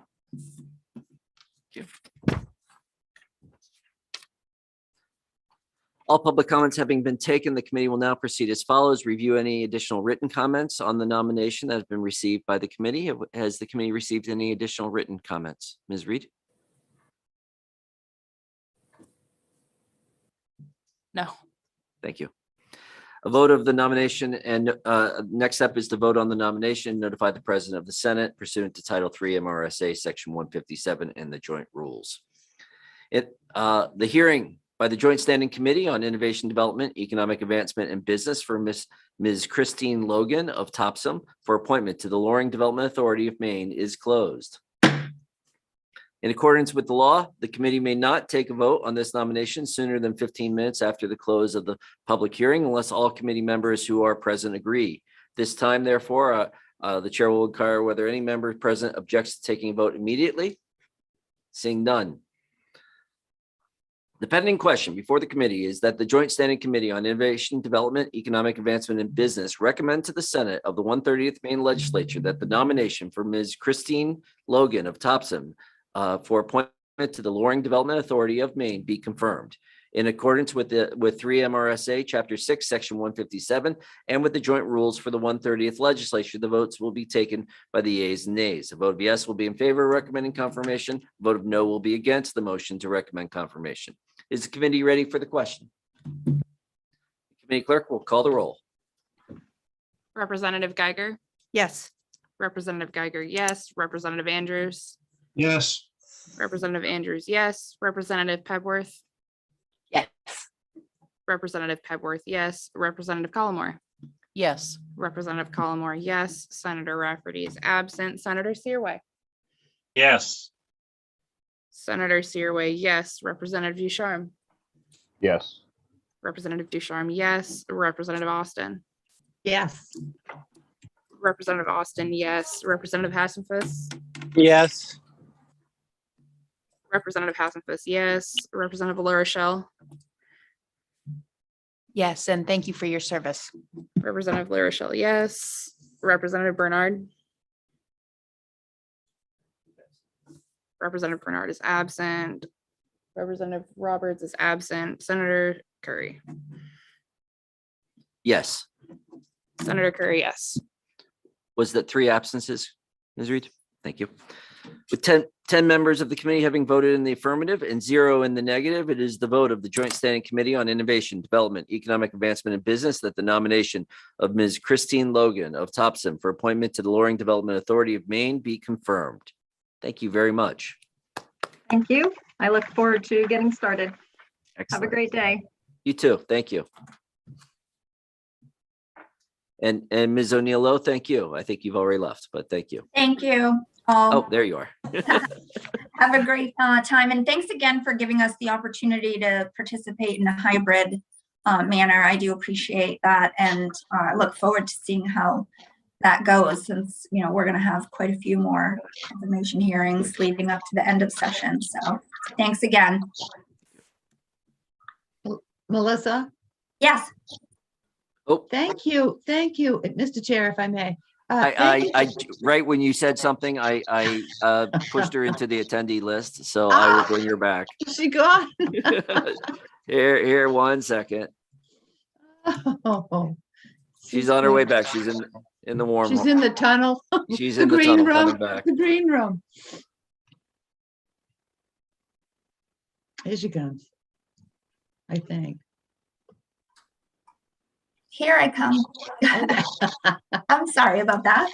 No, I just wanted to thank you for on Mr. Kendall, Attorney Kendall's nomination. I wanted to thank you for giving that piece of, I mean, it actually is added insight when you added about how he was able to help with your daughter, because yeah, I mean, I think all of us, as we've been watching, we've been internalizing and thinking of what if and what would we do, and what if a family member was there. And I've even gone so far as to think of how would you lay your beloved to rest in this turmoil. And last night they came on with, descriptions of what they've had to do. So I think it's horrifying, but yet it adds such texture to what he's able and capable of doing for yeah. us And individuals. I wanted to mention it just simply to sort of speak to his character, because quite frankly, I had never had any I've worked in the legal field for 30 something years, and I've never had the opportunity to have any interaction with Attorney Kendall, except for the day that I found out what Maggie was going through, and the fact that she needed to get out of Hamburg immediately, not only Germany, but leaving the entire EU. So we devised a plan, and she ended up in Oxford, England, with some people that actually worked here in the State House during a previous administration that, again, I did not know.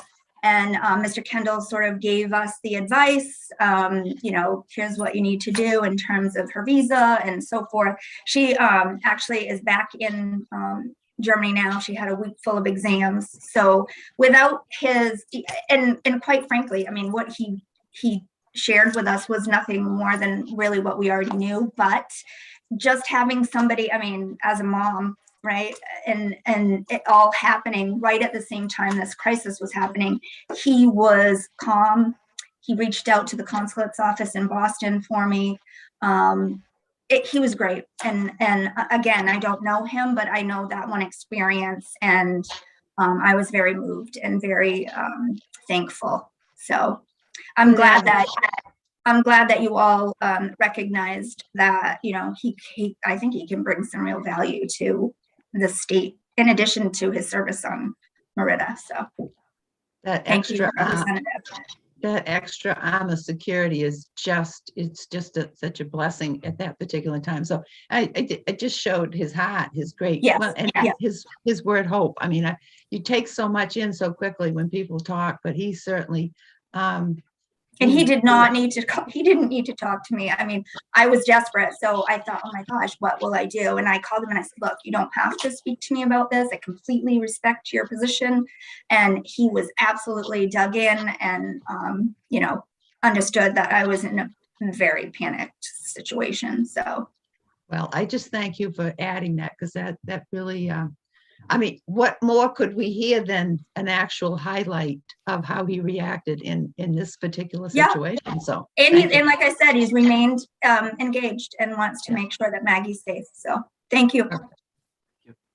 For committee members, I wanted to let you know we're going to take a 15-minute break we're navigating some of our webinar issues and giving folks time to fix that. So it sounds like a good time for a break anyway. So we'll come back in 15 minutes. So let's make that roughly 11:25. Shall we do that? 11:25. Thank you.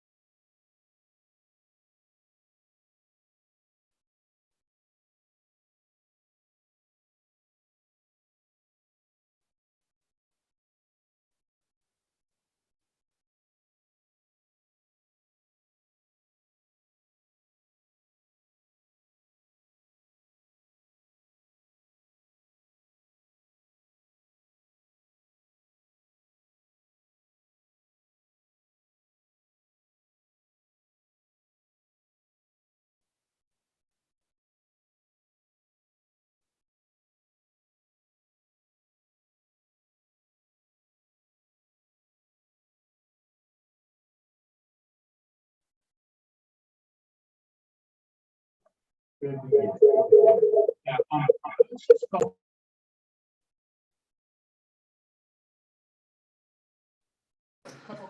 want to give members of the committee, members a heads up. We'll get started in about 2 minutes.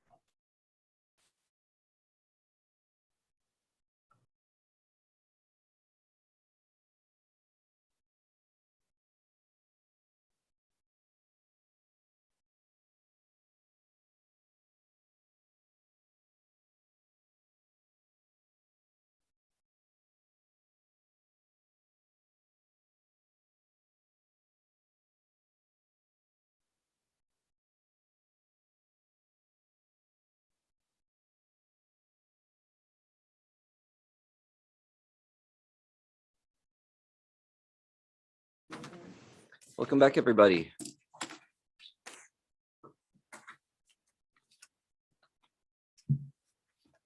Welcome. We'll now open up the work session on LD 1168. And we've already done introductions this morning, so we don't need to do that again. Ms. Representative Chair Roberts, are there any other announcements we need to do? I'm without a script. My guess is we don't have any announcements that we need to do relative to the start of a work session. So we'll just announce that we're starting the work session on LD 1168. Chair recognizes Representative Roberts. Thank you, Mr. Chair. As the sponsor of this bill, we are not where we need to be with it, with the support that we need. So I would urge the committee to vote this down and make a motion to the same of ought not to pass.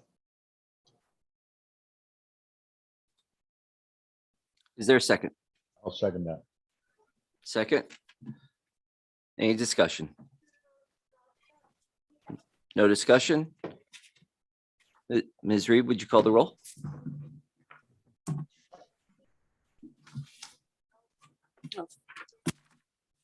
Representative Geiger,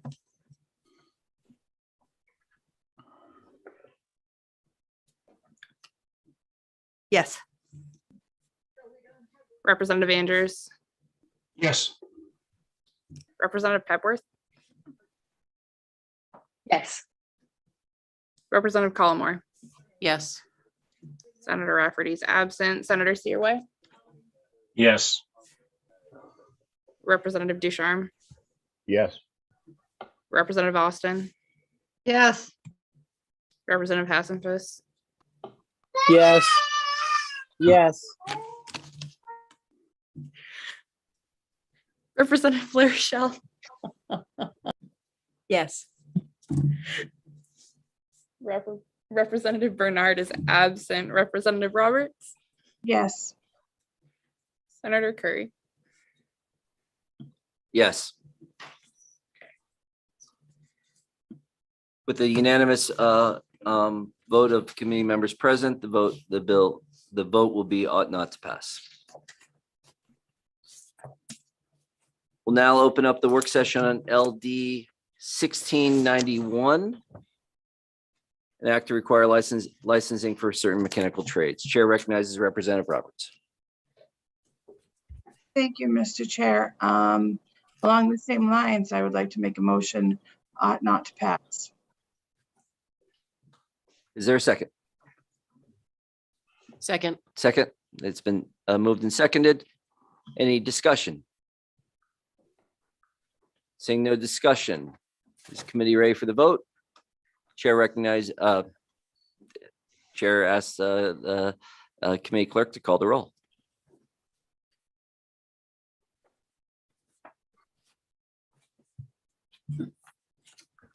Motion of ought not to pass, Representative Geiger. Senator Curry. Representative Geiger, yes. Representative Andrews. Yes. Representative Andrews, yes. Representative Pebworth. Yes. Representative Pebworth, yes. Representative Collmore. Yes. Representative Collmore, yes. Senator Rafferty is absent. Senator Searway. Yes. Senator Searway, yes. Representative Ducharme. Yes. Representative Ducharme, yes. Representative Austin.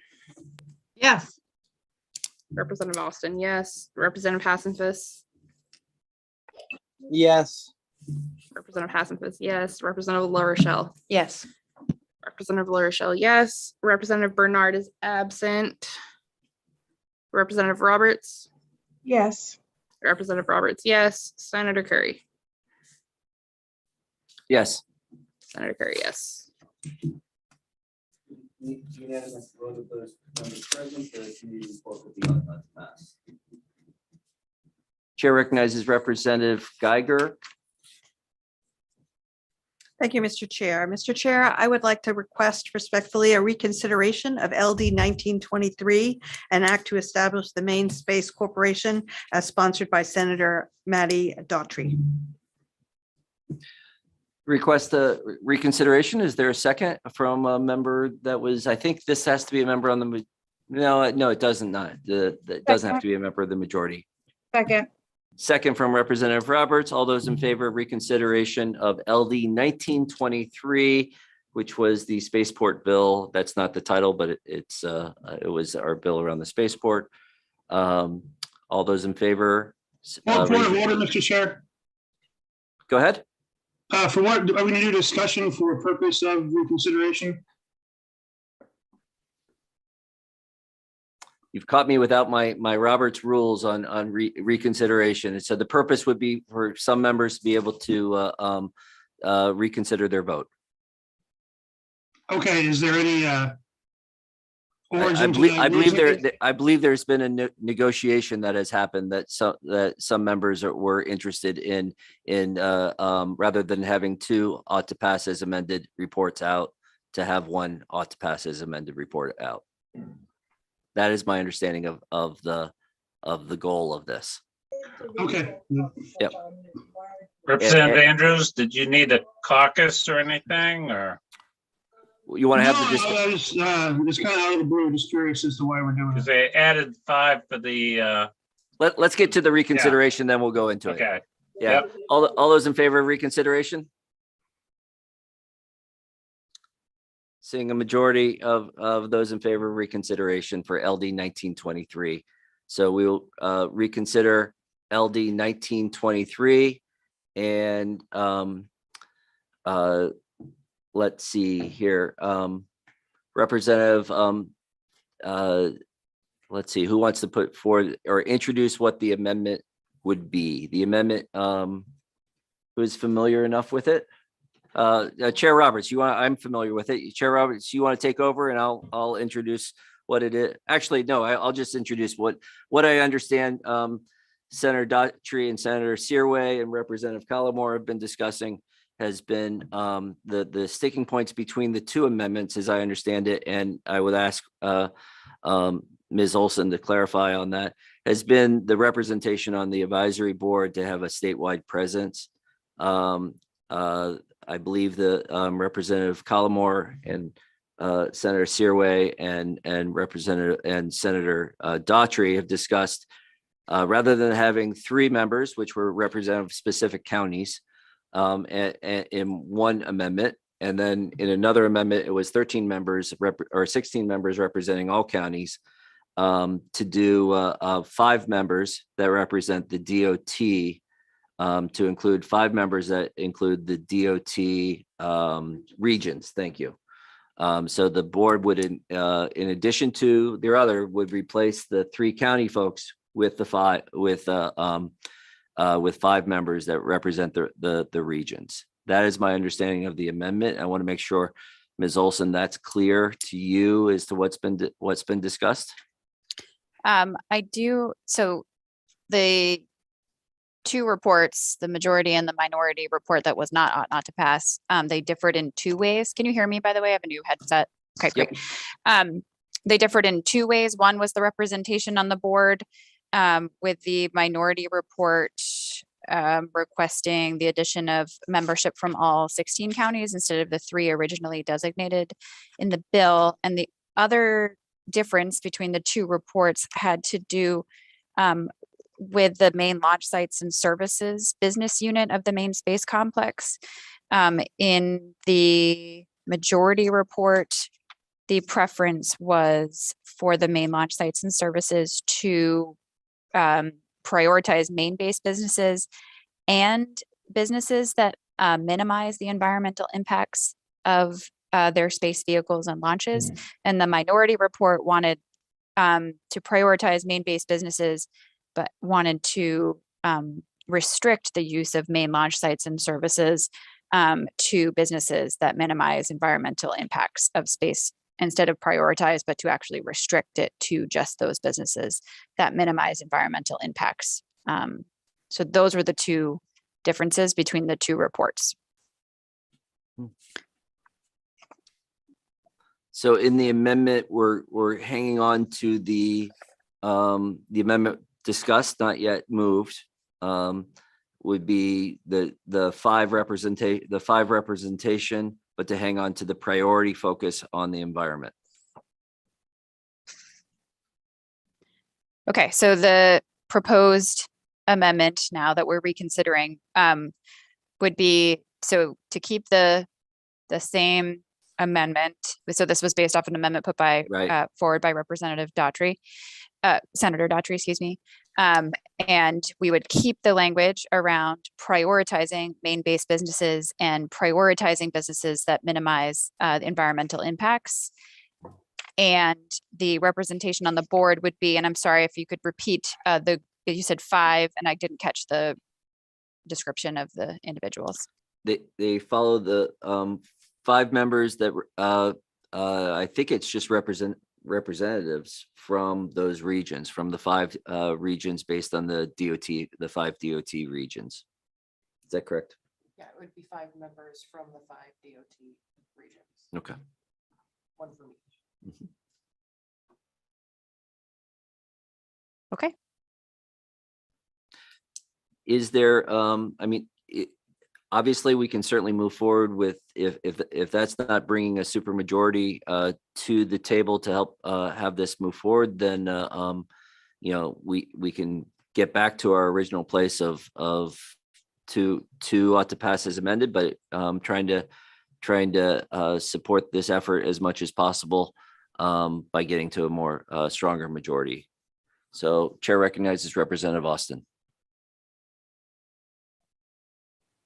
Thank you, Mr. Chair. I guess I think it would be reasonable to just describe the 5 different MDOT regions. I've worked with them a lot, but I'm not sure that I am equipped to know in my mind the 5 regions. Representative Collmore. I'm pulling that up now so I can give you the appropriate designations that they have. It represents the entire state that way, Representative Austin, instead of only representing 3 counties. Sorry, if I may, I have the regions available. Ms. Olson. I'm going to pop them on the screen. So this is a map of the Maine's 5 DOT regions. They're broken out by Southern, Mid-Coast, Western, Eastern, and Northern, color coded on the map to give you a better idea of where, what parts of our state are represented by each region.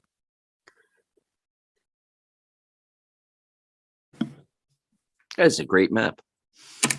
I can't take credit. I got it off Maine DOT's website. One of the advantages of having the electronic capacity, I was able to grab that pretty quick for you guys. Thank you, Rachel. Yeah, you're welcome. I'm happy. Let me know when you want me to take it down. Does anyone else need it? Go ahead and take it down. Thank you. And of course, if that wasn't the regions that were being suggested, someone should let me know, because that's what I'm operating on. That is the correct map, yes. There, I put the link there, so if people want to open it in the chat.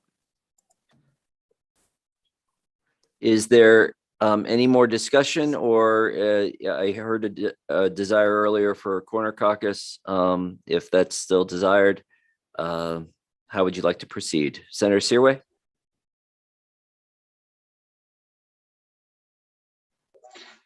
Yeah, well, why don't we take 10 and 15-minute caucus? Does that be all right? Be fine. Thank you. Oh, we've got a question before. I'm sorry, I missed the question Okay. from the floor, from inside the room. I was going to say, that's okay. I understand. I was just wondering if someone could give me a little bit of background on that map in terms of how the regions are identified. Is there some sort of population component to it, or just how that's derived, or why there are 5 different regions?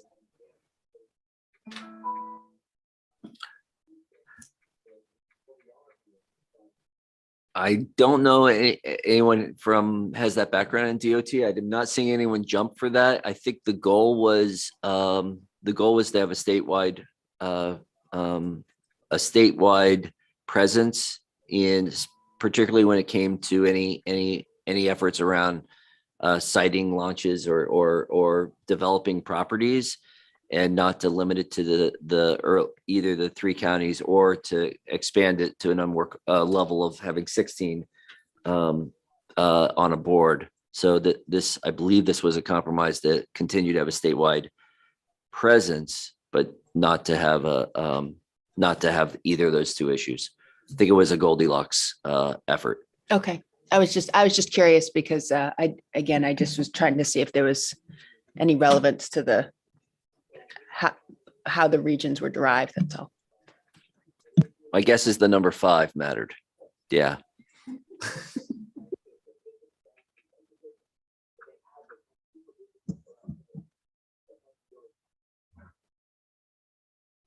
So let's take 15 minutes or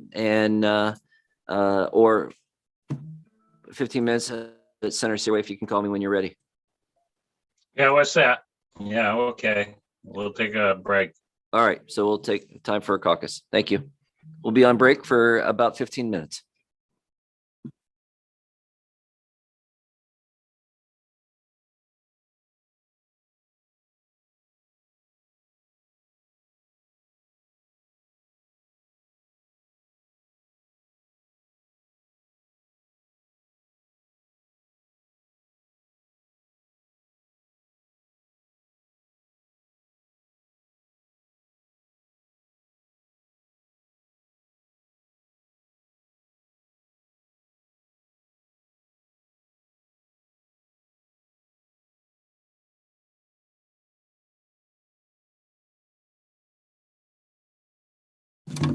Representative Austin, you are screen sharing again. Unless you wanted us to see your Facebook.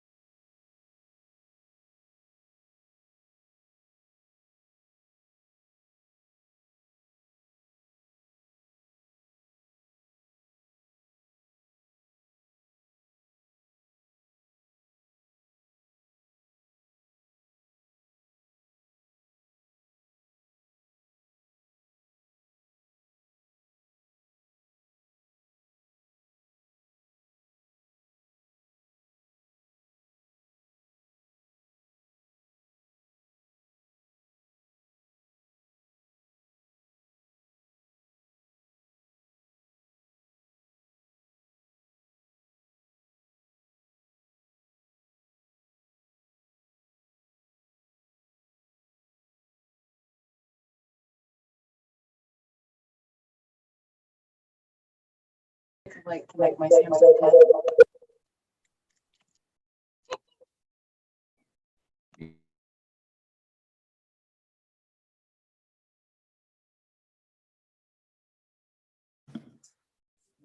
Welcome back, everybody.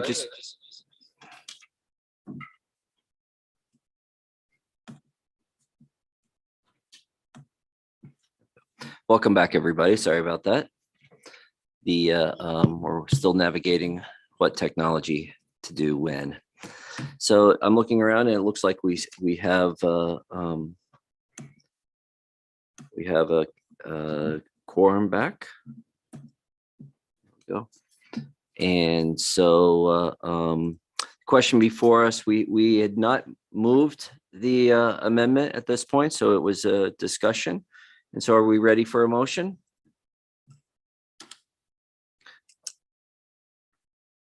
Chair will recognize Representative Roberts for the purpose of making the motion. Thank you, Mr. Chair. I move ought to pass as amended with the most recent amendment that I can't go through the whole thing. Is there a second? And that I believe that I'll speaks to second the it. 5. There's a second, Senator Searway.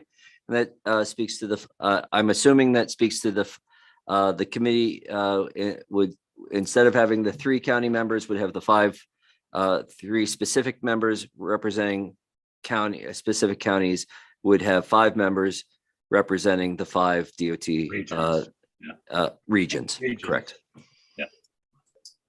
Yeah. Yes, not counties, regions. Ms. Olson. So I just want to make sure that I have it straight. The proposed amendment motion on the table is to move forward with the majority report that was previously voted on, but with the addition or the change on the board of the corporation to have a representative from each of the designated DOT geographic regions, of which there are 5. Instead of the 3 counties that were previously designated. Correct. And are we including the stressing the environment friendly? In the majority, it has the language of a priority to main businesses and environmentally friendly technology. And I do have it's not teched, but I do have the rough draft language of the majority amendment that I could share. Go ahead. Just so everyone can see. As I said, I haven't made the edits from internal review, but this is the substance doesn't need significant editing. So these are the changes so that were put forth in what was the majority previously was the majority committee amendment. So under the establishment of the main space corporation added the language Rachel? for workforce. Rachel, could Yes. you make that 1 page and much bigger? Because Sure. we're looking at this Oh, from yeah. across the room. Yes, I'm so sorry. Thank you. I can do that. And actually, at some point I changed my own settings and it opens like that, which I actually don't love. But size wise, how's that? It's much better. Thank you. Okay, great. So the main space corporation establishment and added the language that the corporation should work closely with these educational units to ensure that education, training, and recruitment programs are in place for the purpose of ensuring a skilled workforce to support this new economy, space economy. So that was the first change. And then this is the portion that we were discussing just now, that main launch sites and services shall, as reasonable, prioritize main-based businesses and businesses minimizing environmental impacts of space vehicles and launches, and that the space complex will restrict to commercial research and educational uses. Ms. Olson, can you hold for just a second? I certainly can. Make it And Representative Roberts, I do recall that I missed a piece in introducing the amendment, which would be to strike that as reasonable. So in the section that and I'm wondering if you would take that as a friendly amendment, since this was your amendment, that instead of saying, and I think that was our effort to strengthen the main business and the environment, to have a stronger message around main business and environment, that that it would say main launch sites and services shall prioritize main businesses and businesses minimizing environmental impacts in space vehicle launches. So can Representative Roberts, are you comfortable with that as a friendly amendment? Yes. Senator Seaway, I'm seeing you nod. So, okay. Yep. Great. Thank you. Yes. Please go on. Please go on, Ms. Olson. The technical issue around conflict of interest is being addressed by removing the prohibition to having an interest, because the representation of the board would inevitably have an interest in the work of the corporation, but we're keeping or maintaining the requirement that they report if they do have an interest or acquire an interest, and to recuse themselves from any action related to actions or property that they have an interest in. And then it's continuing to still remove the entire section related to the job increment financing fund. And so the amendment would add, it would be this, but it would add the changes to the board. So taking out the 3 designated counties and replacing that designation with a member from each of the 5 DOT regions, which are determined in statute. So it'll make a statutory reference. Are there any questions for Ms. Olson? And Ms. Olson, if you could stop screen sharing, thank you. Chair recognizes Representative Ducharme. In the whole package relative to this bill, do we have any sense of if there's a fiscal note? I was told that the bill says that there's no state funds required, but I don't see it in the bill, which suggests to me that there may be state funds required. So we should really have some kind of a fiscal note. So I do remember from the discussions previously, the funding needed to start this isn't required from the state, is what the stakeholders sponsors had put forward, and there's no specific request for funding. We do not have an official fiscal note attached to this. I think they are establishing a fund, so that we'll have something that the placeholder, probably dollars for that. But before we have an official fiscal note on the amendment, I won't be able to speak to the details related to that.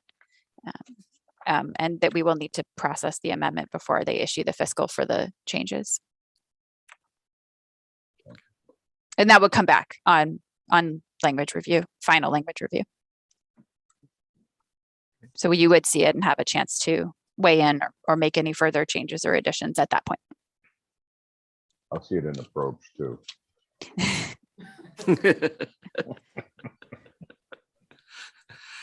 Are there any other questions? Is the committee ready for the chair recognizes Representative Austin. Thank you, Mr. Chair.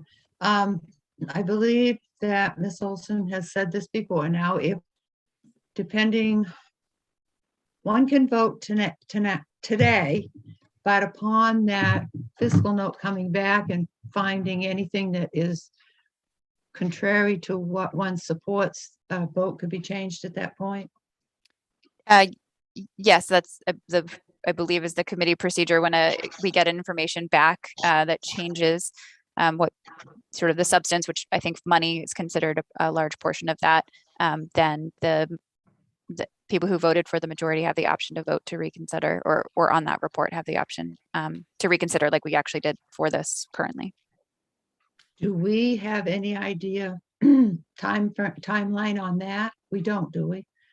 Could Jack, maybe Jack could address that as much as anybody. I'm just trying to visualize how far out that could be after it being reported. It actually waits and isn't reported out of committee though until that comes. Is that right? That is Okay. correct. That's Okay. correct. So the Okay. bill will not be reported out of committee until it has a fiscal note. And while I certainly can't speak to timelines, I do know that there is a deadline for bills to be reported out of committee. So all work is shooting for that hard All right. stop. Thank you so much. Is committee ready for the vote? committee clerk will call the roll. Wait a minute, we need, do we have a motion on the floor? We have the motion, we have it seconded. Yes, that was right, actually. Ms. Reed, will you call the roll?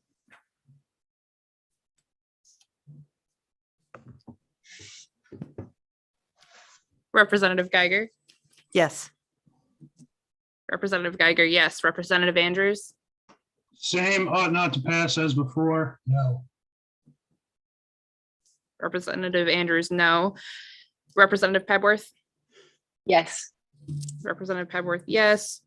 Representative Collmore, Yes. Representative Collmore, yes. Senator Rafferty is absent. Senator Searway, Yes. Senator Searway, yes. Representative Ducharme, No, not to pass. Representative Ducharme, no. Representative Austin, Yes. Representative Austin, yes. Representative Hassenfuss, Yes. Representative Hassenfuss, yes. Representative LaRochelle, Yes. Representative LaRochelle, yes. Representative Bernard, A tentative yes. Representative Bernard, yes. Representative Roberts, Yes. Representative Roberts, yes. Senator Curry, Yes. Senator Curry, yes. With 10 in the majority, 2 in the negative, and 1 absent, the majority report will be ought to pass as amended, and we will see this back on language review. And that closes the work session on LD 1923. Ms. Olson, I understand that you have language, you sent out language on, which was essentially the fiscal note on LD 1785, which was a surprising fiscal note so chair calls on Representative Roberts with chair calls on Representative Roberts. Thank you, Mr. Chair. Having voted on the prevailing side, I'd like to move for reconsideration.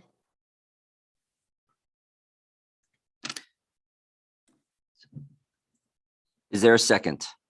Second, Representative Hassenfuss, LD 1785. If you recall, the bill was, I don't have the title. Ms. Olson, do you have the title of the bill? Just to give everyone a moment here.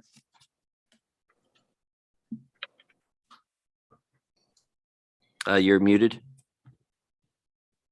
I think that was like a whole dollar in the Yeah, jar. that's right. Sorry. LD 1785 originally was an act to address staffing shortages in critical public safety jobs through economic incentives. The bill was amended and the title was changed to a resolve to examine recruitment and retention programs and incentives for public safety workers. Thank you. There's a motion on the floor and a second. Is there any discussion? Not sure if this gets discussion, but all those in favor of a motion to reconsider, raise your hand.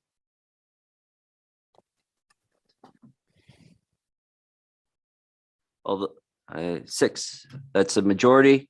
We'll move to reconsider LD 1785. So this came, this bill for historical purposes, we turned into a study. That study came in with $125,000 fiscal note, which I think surprised a number of us. There is, this is a motion I'd like to make, so I think I'm gonna ask Representative Roberts. Can you take over the chair? Representative Roberts, are you gonna place the chair? Yeah, And I will flag if anyone raises their hand, I will flag you. Oh, okay, yeah. That's the only challenge of this. So Representative Roberts, I would propose, rather than taking this to a study, what I would propose, I'd like to make a motion to amend this bill to make it a student loan repayment program for the following fields: for law enforcement, for firefighters, corrections, dispatch, and EMS. I want to make sure I didn't miss any of the groups.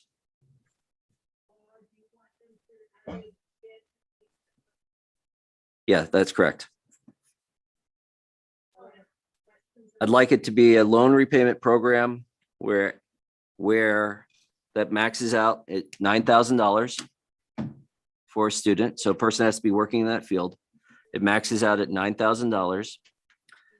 How it would work is a FAME would administer it, and the person would apply at the end of that year. FAME would cut a check to their loan servicer for $3,000. In the second year, they would cut a check for another $3,000 for, and then in the third year, assuming they're continuing their status in those fields, they would cut a check for a third $3,000 check. So it would be a total of $9,000. Along with this amendment, I would want to put $2 million. But at $2 million, that would allow for, I believe we're at if everyone took the full amount, it would be at about 200 people. I think most people would probably be taking less. So it could be at at minimum, it would be 200 and I think 14 people that would benefit by this. At max, it could be as much as 350, 400 people that would benefit. I think I've gotten all the pieces of a motion or of an amendment to that. And so I will with you to see if there's a second. Oh, all right, Representative Pepworth, because I can't see the room very well. Discussion.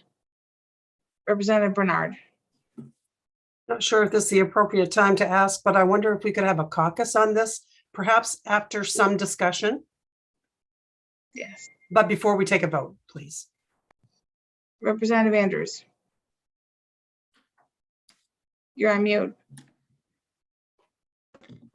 Thank you. This is a lot that was just dumped on us. This makes it an entirely new bill.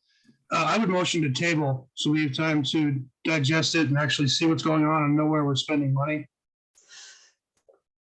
There's a motion to table on the floor. Is there a second? Second. Okay.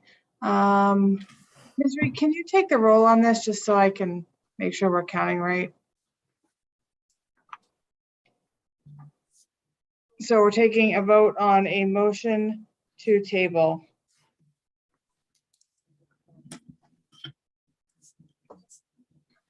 All right, motion to table, Representative Geiger. No.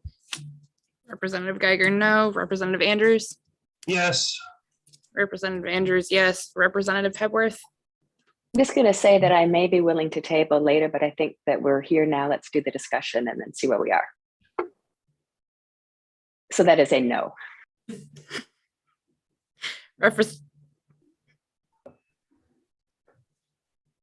Collmore. Yes. Senator Rafferty is absent. Senator Searway. I'd like to know more, but I would table if we can get the details. Yes. Representative Ducharme. Yes. Representative Austin. Yes. Representative Hassenfuss. No. Representative La Rochelle. No. Representative Bernard. So I have a question before I answer. If this tabling motion is defeated, can we ask for another tabling motion after discussion? Yes. Okay. I'll say yes at this moment. Representative Roberts. No. Senator Curry. no. Ms. Reed, can you give me that final count too, please?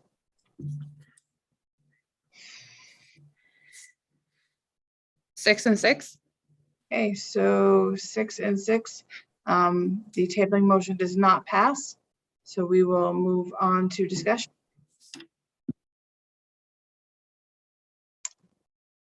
Senator Curry.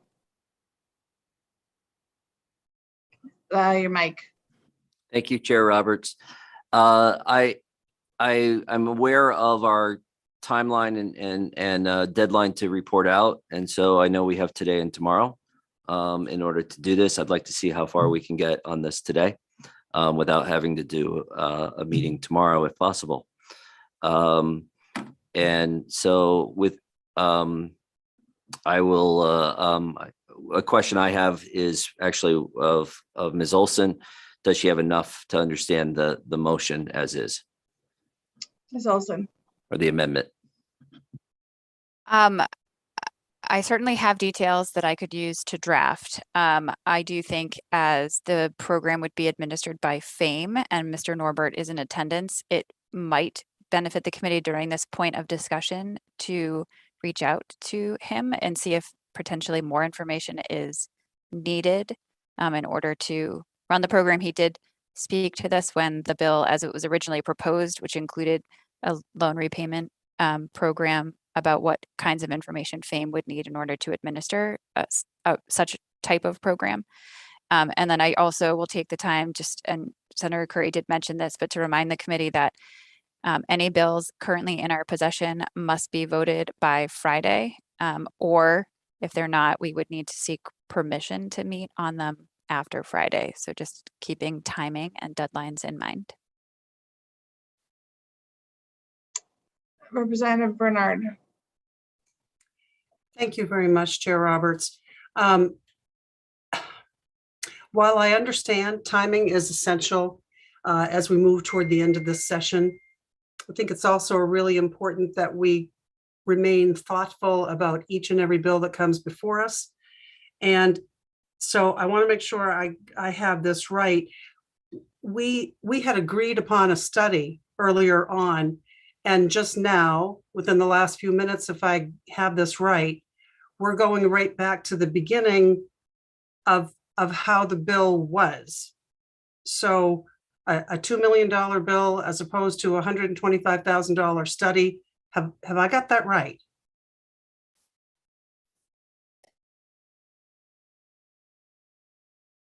Senator Curry. Your mic. Thank you, Chair Roberts. Yes, you do have that right, Representative Bernard. And what I am motivated by here is trying to find ways to support these sectors that are having a workforce crunch. And I'll tell you, I settled on the study in my vote, my first time vote around. It was very much a settling. The original bill had some major issues, namely in terms of, not knowing how we can move forward with mortgages, not knowing how that would be just kind of the messiness of that, how we would be able to do that. And so what I'm putting forward to is not the same bill that we initiated with. It's much pared down. The original bill was $10 million. This is a $2 million. I am trying to find ways that we can support law enforcement, fire, and EMS, corrections, and dispatch in order to use this as a recruiting tool. I've lowered the dollar amount, the total dollar amount for any individual down to $9,000 so that it could have an immediate kind of recruitment benefit, and it can be spread out of a much larger group rather than being something that a very small group would benefit by. So my hope for here is that we can move the ball. I settled on trying to move the ball forward on the study, and when it came back, it was clear to me that $125,000 was too expensive for barely moving the ball. And I'm trying to move the ball here for supporting law enforcement and fire and EMS in a way around workforce. And so that's what I'm trying to do. Representative Andrews. We have a couple hands in the room. I just wanted to let you know, Representative Collmore and Representative, sorry, there's a little tag team. Representative Collmore and Representative Geiger both have their hands in that order. I'll go one from Zoom, one from the room. How's that? Okay, Representative Andrews. Thank you. I just find it ridiculous that we received no prior notice of this and we're changing it at the last minute. Pretty much so people can put it on campaign mailers once session's over. If we wanted to do this, we should have done it earlier. And we don't have really time to analyze how the money is going to be spent. The amendment isn't even drafted. I strongly oppose this in its present state. And in the room, Representative Collmore.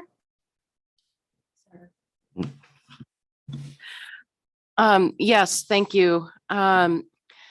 I too am very disappointed with the lack of notice on redoing this bill back to its original state, when the reason that the study was proposed is because in talking with law enforcement officers and first responders who we are trying to benefit and trying to benefit this field, this is not where they need help. This is not where they're asking for help.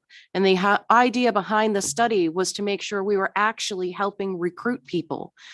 And in my opinion, spending $125,000 is a much better use of taxpayer funds so that we can actually address the problem when student loans isn't going to fix that. We just went through some major labor negotiations in my town that was very well advertised. And not once were these police officers asking for student loan debt relief, because most of them do not have that debt on them. What they were looking for is ways to help them be able to afford more money in gas. They wanted better pay, hourly rate. They wanted to have better insurance that would cover their families at a lower cost. Not once were they asking for student loan debt relief. And I'm very disappointed that this is the way this is going, and I cannot support this motion. As it seems we're getting into a discussion where not everyone agrees, I would remind committee members that we do need to keep decorum and not to question the motives of other members, please. Senator Searway. Thank you, Madam Chair. I just, I still think that Maine State Housing Authority had a program for law enforcement already for first-time buyers. I think that's still in place. So this would kind of conflict with that. And I just concerned about that. So I don't, and this is where I think we'd have to hear from the right people on that. And it takes time. And that's what I think our group is saying, and whether it would even be feasible, because it seems like the study, we didn't even see what the study was at the end of the results of that. So it's tough for us to make any decision. Does that make any sense to you, Madam Chair? Somewhat. I'm trying to hold on. I'm trying to look in the room here. Do we have another hand up in the room? I saw someone go up as Senator Searway was talking. Is that Representative Geiger? It is. Okay. Thank you, Madam Chair. I would just like to remind ourselves that we only heard the fiscal note on this bill on Tuesday, and today is Thursday. I'm certainly not trying to pull a fast one. I'm just aware that we have a set of professions for which most of our towns, my own included, are really profoundly hurting in terms of being able to recruit. I think once you are a policeman or a fireman, your additional training is indeed covered, and student loans wouldn't be an issue. What I'm aware of in Maine is that we have a huge number of particularly young men, but also young women who are carrying significant student loan debt but never graduated. And so I thought this was a reasonable recruitment tool from this whole pool of people who are essentially frozen and stuck.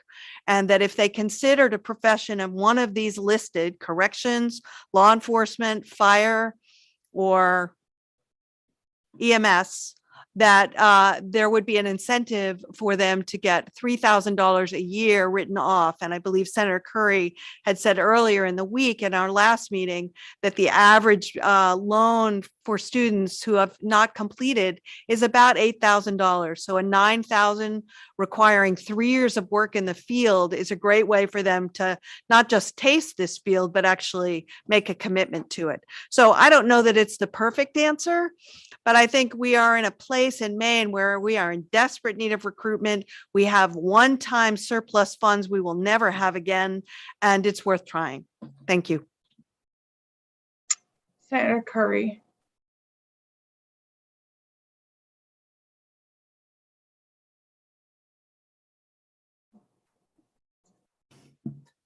Thank you, Chair Roberts, and I actually forgot what I was going to say, so we'll move on. Representative Bernard. I do want to say that it's nice that we do agree on some parts. When I listen to the discussion, I hear us coming together, for example, on our support for police. And that's a really great thing to see us all come together for that. I'm also reminded that we're told over and over again, and I also agree that if you're going to be a member of the police department, if you're going to be an EMS person, these are beyond professions. They're honest to God vocations. That's not something that you kind of think about and maybe I'll do it, maybe I won't. It's honestly something that you usually think about from the time you're small and you follow all the way through it. And so I guess my point here is, I think that it's really important to listen to those people who are in the profession, who are about to get into the profession. As we heard from Representative Collmore, that we have to hear from them and do what they want to do, what they say they need help with. And it sounds as if this isn't it.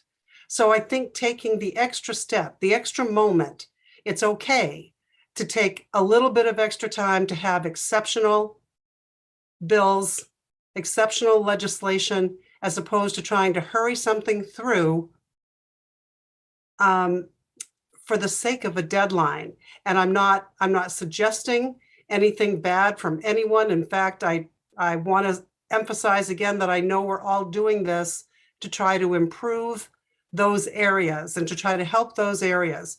So that's the main thing that I think we have to concentrate on, but let's do it right. That's my point, and that's my problem with this bill, is that it seems as if it's moving through far too quickly, and I'm not comfortable with that at all. Thank you. Senator Curry. Thank you. Oh, your computer on mute. Yep. Thank you very much. I did remember what I meant to say. And I appreciate Representative Geiger for reminding me, the timeline on all of this. And it has been, I recognize it has been very fast, and it's been something that really I've been thinking about for a couple days once I got that fiscal note, and it's very much bothered me. I did reference that on Tuesday, saying this is a big fiscal note, and what. And obviously that was my concern. I wanted to respond to Senator Searway. Senator Searway, you had mentioned the concerns that Maine Housing had a program. The amendment that I put forward lopped off the whole housing part of it. Just not going to try to deal with that on this. It's really an attempt to be a loan repayment program, which is different from a loan, which is the other programs that we've seen, some like the veterinary programs we've seen. Those are where people get loans in advance. They're forgivable loans. This is not that. They could have their loans from anywhere else. They could, and so it's really designed. Someone went to school, they pursued education, and they have loan debt, and we're using it as a way to attract and recruit them into this field, knowing that if they do a year of service, they get that $3,000 loan repayment for whatever else they trained. And I had a lot of students that worked that worked in these fields, particularly EMS, that they worked in these fields as they went through school. And so students do have this loan debt. I did run this by the local chief deputy sheriff and got a very positive review. And I want to remind people that the Maine Sheriff's Association spoke very positively of the much larger bill, the $10 million bill. The Maine Sheriff's Association was before us, very much championing it. And so I just want to remind people that it's not that it's a tool that we have. It's not the only tool, but it's one that I think can help move the ball forward for our fire departments and our law enforcement agencies and EMS that are just like everyone else struggling around these workforce questions. Representative Hassenfuss. Thank you, Madam Chair. I think it's fair to say that we all want to do something to address this, workforce shortage in these areas. And the question that I have for the committee is, how can we best do that within the procedural rules and, the constraints of the operation of the legislature and how it works? I'm always a proponent of studies. I like studies, because they bring people to the table, but a study that doesn't ever get done is worthless. And there's a there's a moderate likelihood that the study would not get done with, all the, multiple studies that are in front of the, special study table. And the original bill here was specifically on the point of the amendment that Chair Curry is coming up with. And what, and the other piece is, what does this committee do? Well, we deal with loan repayment programs. If we wanted to give direct subsidies to municipalities, we don't do that. We don't have any experience here. We don't work with or have jurisdiction over state agencies that do that. And my hope is that every committee this session will have, tried to do their best to figure out what it can do within its constraints to move this problem forward. And I think that, I do give Senator Curry credit for trying to come up with something that is within the purview of this committee that we can actually do to help the situation, and give him credit for keeping it within the constraints of the original bill, and is exactly what the proponents were testifying on and about. And so I do appreciate that. But my question really is, what can this committee do to actually get something done, and not have something that just sits around and, or do a study that never gets funded? And so that's what I'm looking for. I'm looking to actually do something and get something done. So how can we best accomplish that? Now, I think this is a great start. And we have somebody here who is regularly before this committee who can speak to exactly how this program could work, and how it could look like some of the other programs that we do and we're very familiar with. So I think this is a very familiar territory for this committee, something that we do.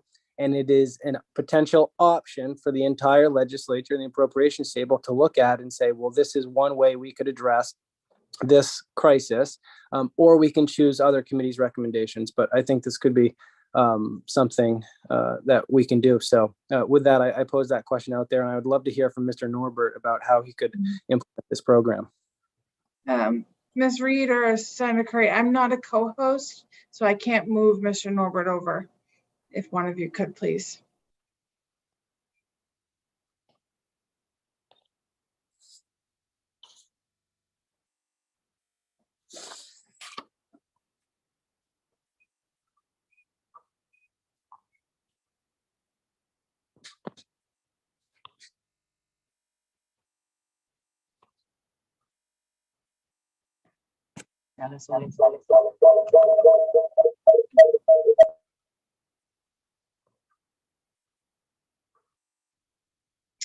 Thank you.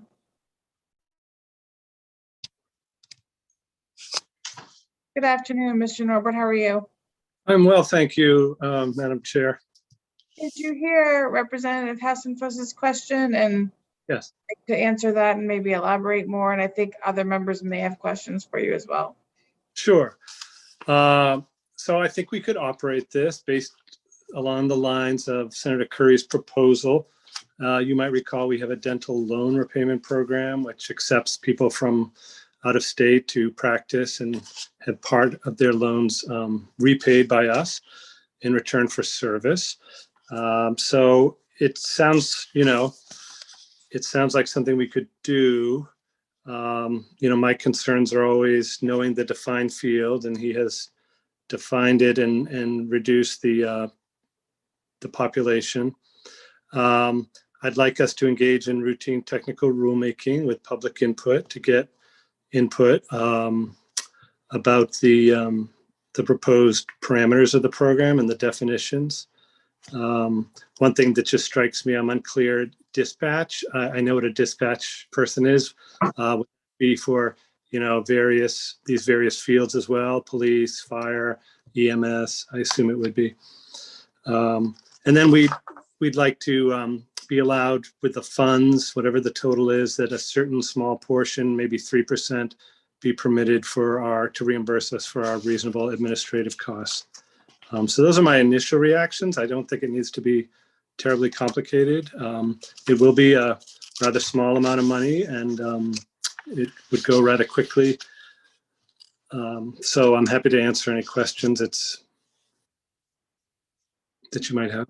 I see a couple hands up in Zoom, looking in the committee. Are those questions for Mr. Norbert while we have him here?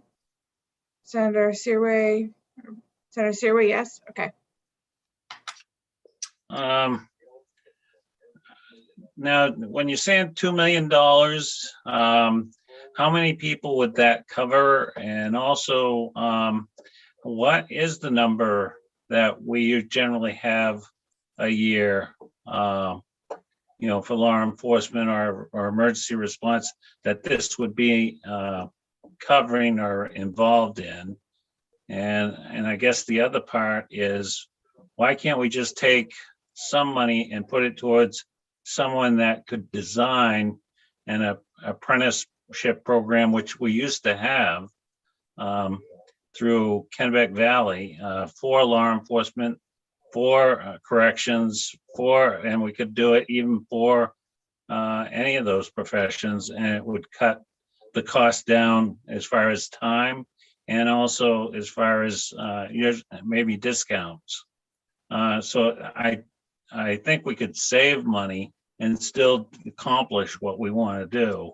I'm just thinking that this is a quick answer, and I just think that it's kind of sprung on us at the last moment, and it's really something that we should look at, and maybe should still look at a study to take care of that.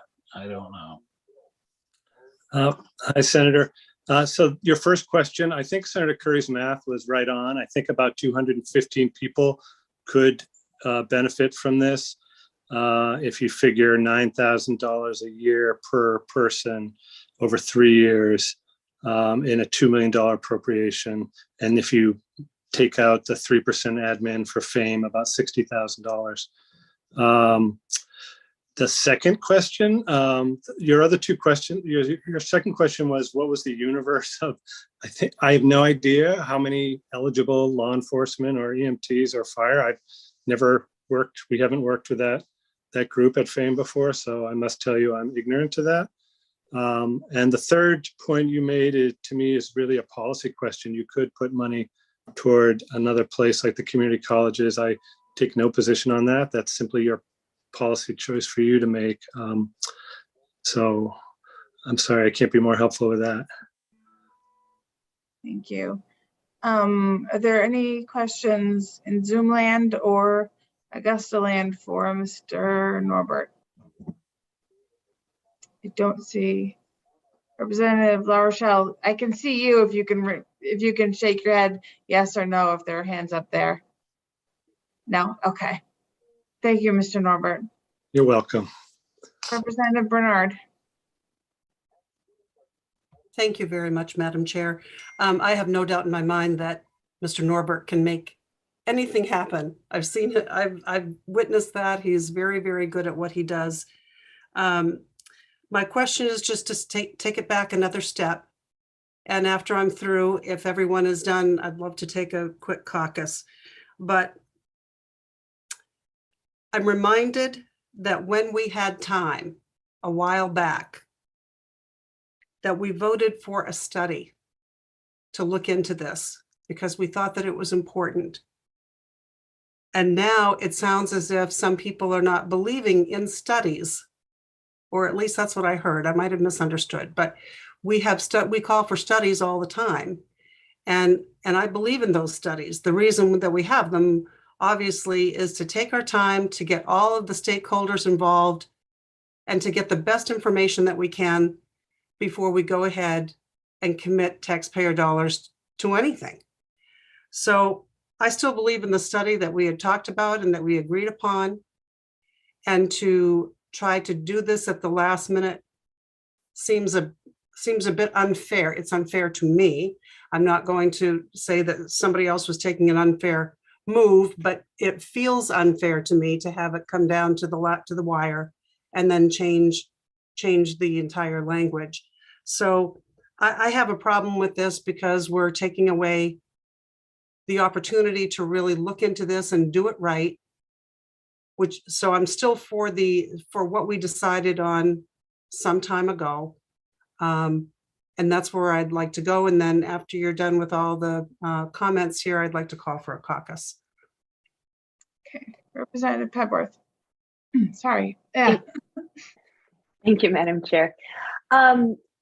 We are a relatively new committee, and I'm wondering if either leadership or our analyst can review the different tracks that this bill could take if it ends up on the table.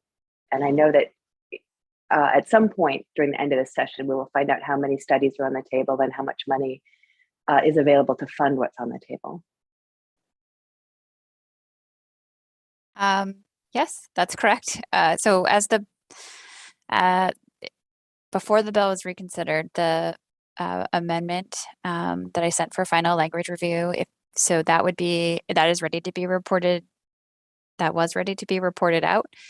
And so it would be, I guess the process would be, it would be moved on the floor, and if it was enacted, it would go on the study table, and then depending on the money available on the study table, it would either get funded or not funded. The committee does have bills from last session currently still on the study table as well, that were not funded in the first round. So I guess that's the track. And this exists. It's still a possibility for any member of the committee to continue to support as well. So this doesn't go away if people still want it. I guess, does that answer? And I know we've talked a lot about deadlines. I just wanted to make clear that while we are facing the end of the week as a deadline for voting, the committee can request PO permission to meet on things, but of course it's up to chairs for scheduling and the PO's final decision on whether or not we can work bills after Friday that are currently in our possession. Representative Pebworth, does that answer your question? That does, although, do you remember last year the number of dollars that we had available to fund things that were on the table? I mean, it's so. I'll admit, I'm not sure I ever knew what that number was. As sort of I can probably find an answer for you, but I don't know exactly what the amount was. Well, and typically the amount gets divided up between the 4 caucuses for their priorities. Is there any further discussion? I don't see any in Zoom. Oh, wait, hold on. Sorry, I'm calling. I just see hands going. Representative Geiger. Yes. Thank you. And Representative Levershulk is also had her answer. Her hand up. I just want to say I'm a little bit, as a former city councilor, I'm a little bit jaded on studies. They often can so often be a replacement for actually fixing or taking action on a problem. I also am just well aware of, we know the problem. The problem is we have a severe workforce workforce shortage. To Senator Searway's question about apprenticeships in a community college, I think what this bill, that may well be a great idea, but what this bill is looking at is students that already have debt that has not led them to a career, but remains debt for them, that this program, should they be willing to enter one of these fields, will then act as an incentive for removing that debt for them.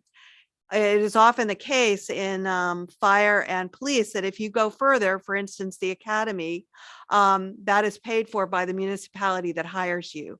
But in EMS, if you already have debt, you're going to think twice about going on to become a paramedic, because that's additional debt that you may have to take on that the town may not support, particularly if it's a small town and a small ambulance. So again, I think to Representative Tavis Hassenfuss's point, we're a committee with a prescribed role, and we oversee a limited number of things. And one of those things are loans for students with debt. And I just think this is a reasonable opportunity to take in a moment where the state has the funds that we may not see again to make a difference for loans, for the loan students are carrying, make a difference for law enforcement and fire and EMS who have a severe shortage. And we know that Maine at the moment is having a moment. People from out of state want to move here. Young people want to move here. This may well be a draw for them. Thank you. Representative La Rochelle. Thank you, Chair. I just wanted to say that while I am still in favor of a study, I'm sorry, I don't even know exactly where to look in this room. I guess I'll look at you guys over here. Just while I am still in favor of trying to figure out other ways to incentivize people to come into these different fields, because I think there's more than one solution to this problem. Right now, there is a desperate need in all of these fields to get people into them. And if there's something that this committee can do to pass that starts to alleviate that need at the municipal levels and at the county levels, I think we should do it. This feels better to me. This is a different target that we're looking at in terms of incentivizing. As Representative Geiger said, it's a group that may be under some duress because they may not have finished their education. And Senator Curry, was talking about kind of the average debt that people who don't necessarily complete their education have as a burden. So for a lot of reasons, this feels even more put together than the original bill for me. And I just think it's a much better target. So that's all I needed to say. Thank you. Representative Ducharme.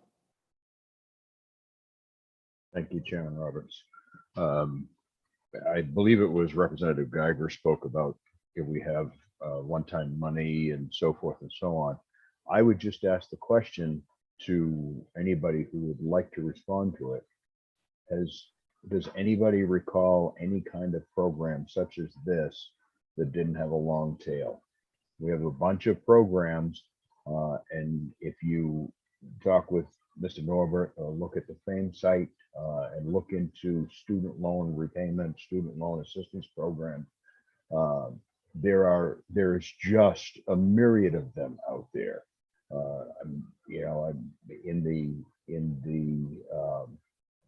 In the bill analysis, our analysts aptly put in the federal public service loan program. So are we going to create something that's going to make people maybe not eligible for that program when that is already out there, it's already established?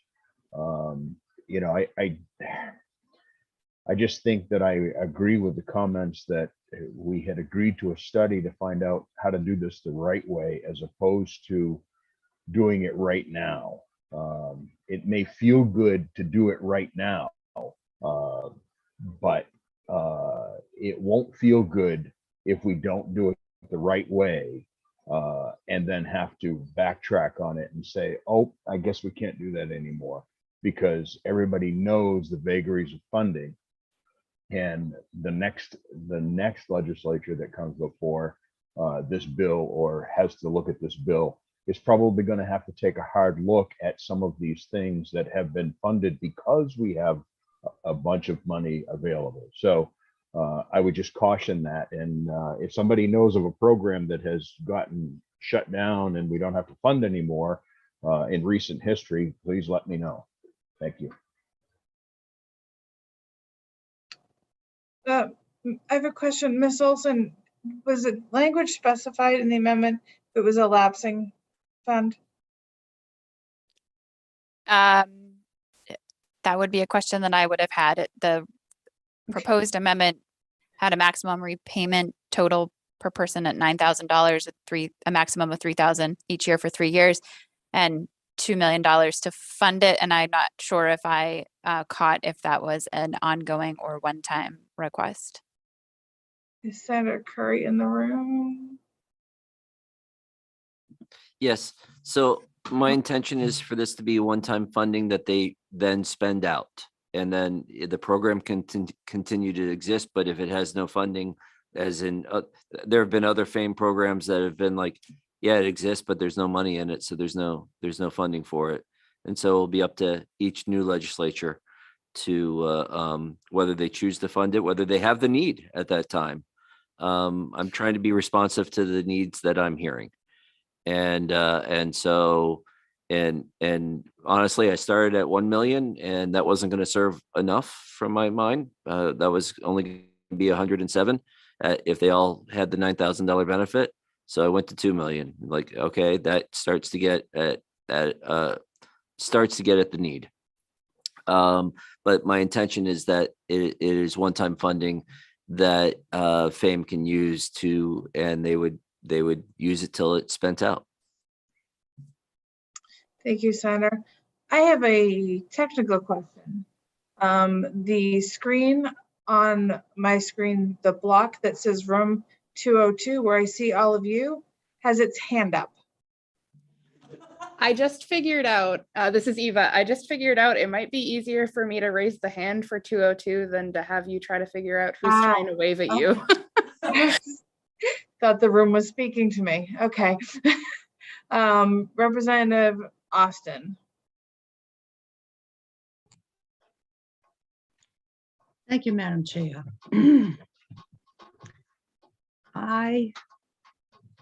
I guess I just want to express that I sense fully that we as members of this committee are searching with a great deal of concern how to address the workplace shortage and to encourage particular sections of that we feel probably need some extra help. So that is not really my concern about our committee and our caring. We have the caring, we have the sensitivity, and we have the will to want to address something. I think the point I'm at, and this may be from longevity, is that when we are up against a time frame, a deadline, I guess all I ask is that we really take just a step back and say, okay, in our sincerity, in our wish, in our hope, in envisioning what we think will make a better Maine, is this the piece right now that has been so fully vetted that we really are going to get the most for our money? That money, whether it's a one-time or it's without any sunset, it needs to be so well expended so that there will be success. And if I don't even like the word hurry, but if we push, because it is a tremendous temptation to, I don't like Band-Aid either, but I can't think of a better word, it's a temptation to want to Band-Aid a lot of these situations. And in doing that, we do get a sense of oh, look. But is it the really most well thought piece to actually engage it more into, even as has been mentioned, into Aside from Fame, who Lord knows they are an incredible organization, and Bill Norbert is at the top, and so was Bruce Wagner and all their board. But is there another way to address this in a program that could have longevity and actually have other people get a job providing it, so that we end up with multiple ways of nourishing the different assets of our economy? So I hope that makes some sense to you. If it doesn't, I probably should go hang my hat up right now. Representative Hassenfuss. Thank you, Madam Chair. Yeah, I mean, I certainly understand all of the concerns that I've heard today. And I'll be honest, I sort of, was at first a little apprehensive to move forward on something on such short notice. But then when I thought about what this committee and the legislature would be doing if this bill passes, it's always, okay, does it pass? Does it get funded? If it gets funded, then the worst possible place that we would be in is that there's 200 or so individuals who are either current law enforcement, firefighters, EMTs, who are getting some student debt relief, very similar to the other professionals that we've done similar programs for, because we feel the state needs them, whether they be doctors, dentists, vets, nurses, etc. So the very worst thing that would happen is that these individuals in these fields get some money and some debt paid down, and maybe there's not as many as we had hoped, and that fund doesn't get used as fast as we'd thought. And Fame says we actually have a surplus and there haven't been as many applicants here. But I don't think that it's going to be a bad program or in any way not meet the very specifically tailored needs that we're trying to get. Maybe it's not going to get as many as we'd hoped, but it's going to get some. It might get a police officer to come up from Massachusetts or New Hampshire that is going to work in Maine, take this, this loan program. It might get somebody who is thinking about going from an EMT to a paramedic who's going to do that. It might get, an individual who had, went to college, thought they wanted to be in one career path, decided to do something different.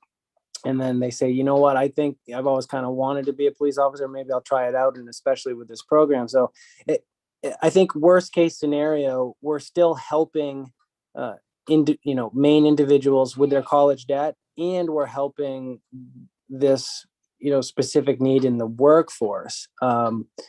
And I think it's just one of many tools that the entire legislature can use. And I hope that the case is there's a bunch of bills on the table for AFA to decide how best do we fund them, knowing that this is one potential option. I'd still like to study. I think, the study is good, but if we go with the study and the study doesn't pass or come off the table, that, the essential element of that study can still be done. There's still going to be people putting their heads together. There's going to be people in, criminal justice world, in firefighters and EMTs who are already working on figuring out what we do to address this program. So not having that formality of a study, we could still accomplish essentially the same things that a study would accomplish. Maybe not be as efficient, but we could still get there. Whereas if we don't do this loan repayment program, then there's no option for the legislature to decide to do that. And we might not be able to bring some people in. I know that's been very long-winded, but when I'm thinking of worst case scenarios for both, it seems like the worst case scenario for the proposed amendment is really not that bad for the state of Maine. Is there a hand up in the room? Representative Collmore. Representative Collmore. Thank you very much. I had my hand up quite a while ago, so I'm trying to remember exactly what triggered this. Sorry. I believe it was the comment from Representative Geiger about being jaded. That's what it was, being jaded by studies. And while I agree that some studies can be very jading, especially when they don't produce what you may be hoping that they may produce, but sometimes isn't that the point of a study? And I, as a town councilor, have valued the studies that have promoted either a program because we didn't think of a program because of a study being done, or just as simple as an efficiency study to figure out how we could make our town office run more efficiently within the very limited budget we have. And so while I understand all of us really just want to solve this problem, I think we're missing an opportunity if we don't allow a study to really be, promoted by the legislature, saying this is something we're very passionate about. This is something we really want to resolve. I know that it could be left on the table, but so could this appropriation. And so could we take the opportunity together to allow a study to happen that may not come back to us as a finding that we can actually deal with? Because as Representative Hassenfuss said, we are not the local committee. We are dealing with fame and all of those kind of things. So when it may be resolved that it has to go to another committee so that it can produce a bill that will actually directly give money to municipalities or give money to our training facilities or give money to the community colleges, whatever it may be, isn't it worth looking at that and making that our priority so that we can have the best outcome? That's my question for the committee. Thank you. Senator Searway. Thank you, Madam Chair. I've been thinking about this, and I've been in law enforcement a long time, and I talk to law enforcement all the time.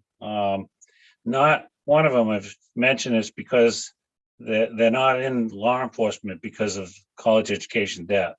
They do it because they like to help people. And the problem is, and the reason why we're not getting people is because it's not a desirable job anymore. It used to be, everybody wanted to be a police officer. But lately, because of all the weakened laws and how they're treated, is how it's really reflecting of why we're not getting more people. So we really have to start looking at that. And that's, I guess, hopefully that's what the study would bring up. But I don't know how we accomplish that, because we've been trying to get, they're trying to weaken the laws on the drug culture. They're trying to weaken it on sentencing. They're trying to get everybody out of jail. And so it makes it very difficult for a law enforcement officer to do their job. And so that's why you're seeing a lot of them retiring, because they're tired of it. And so we're going to go and pay them more, which they're already getting bonuses of sometimes 15 or 25,000 just to get hired. And then now we're going to just put the $3,000 for education, which is, and $2 million, which we spent $3.5 billion more last year over the budget that we had, so of unexpected money. And now we're just going to go and put more for a supplement budget. It makes it very difficult for me to vote for this. And that's why I'm very concerned when we have a bill come out real quick like this, and we don't hear from a study or see what the outcomes are or anything. And then we're going to vote it on it just because we want to make it look good. And it really, to me, that's not the way to do business. I'm just very concerned about it. So I just want to leave that with you for a thought, but I do think we should caucus on this and maybe table it and go from there. Representative Bernard, were you calling a caucus now, or are we at that point? Yes, I'd like to do that if everybody's ready. It's 1:23 now. What are we thinking? Well, is there anything after this? So I guess the question is it time to caucus and have a bite? Go to the bathroom perhaps? Ms. Olson, we don't have any other language review today, right? There's nothing else on the schedule for today Yeah. that I'm aware of. So this is it. So if we could just do as quick as needed caucus and then come back and then once we finish this, we'll be How on about our 10 minutes? Is 10 minutes okay? way. Well, we'll do 11, make it 1:35 even. How's that? Perfect. Sounds good. All right.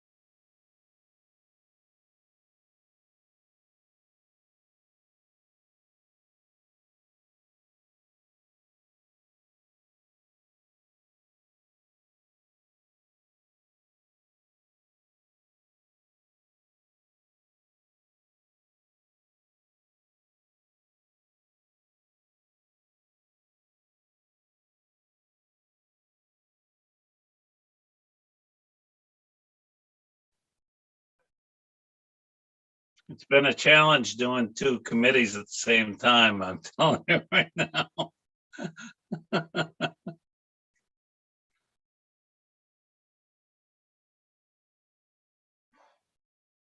I do not envy you at all. Oh.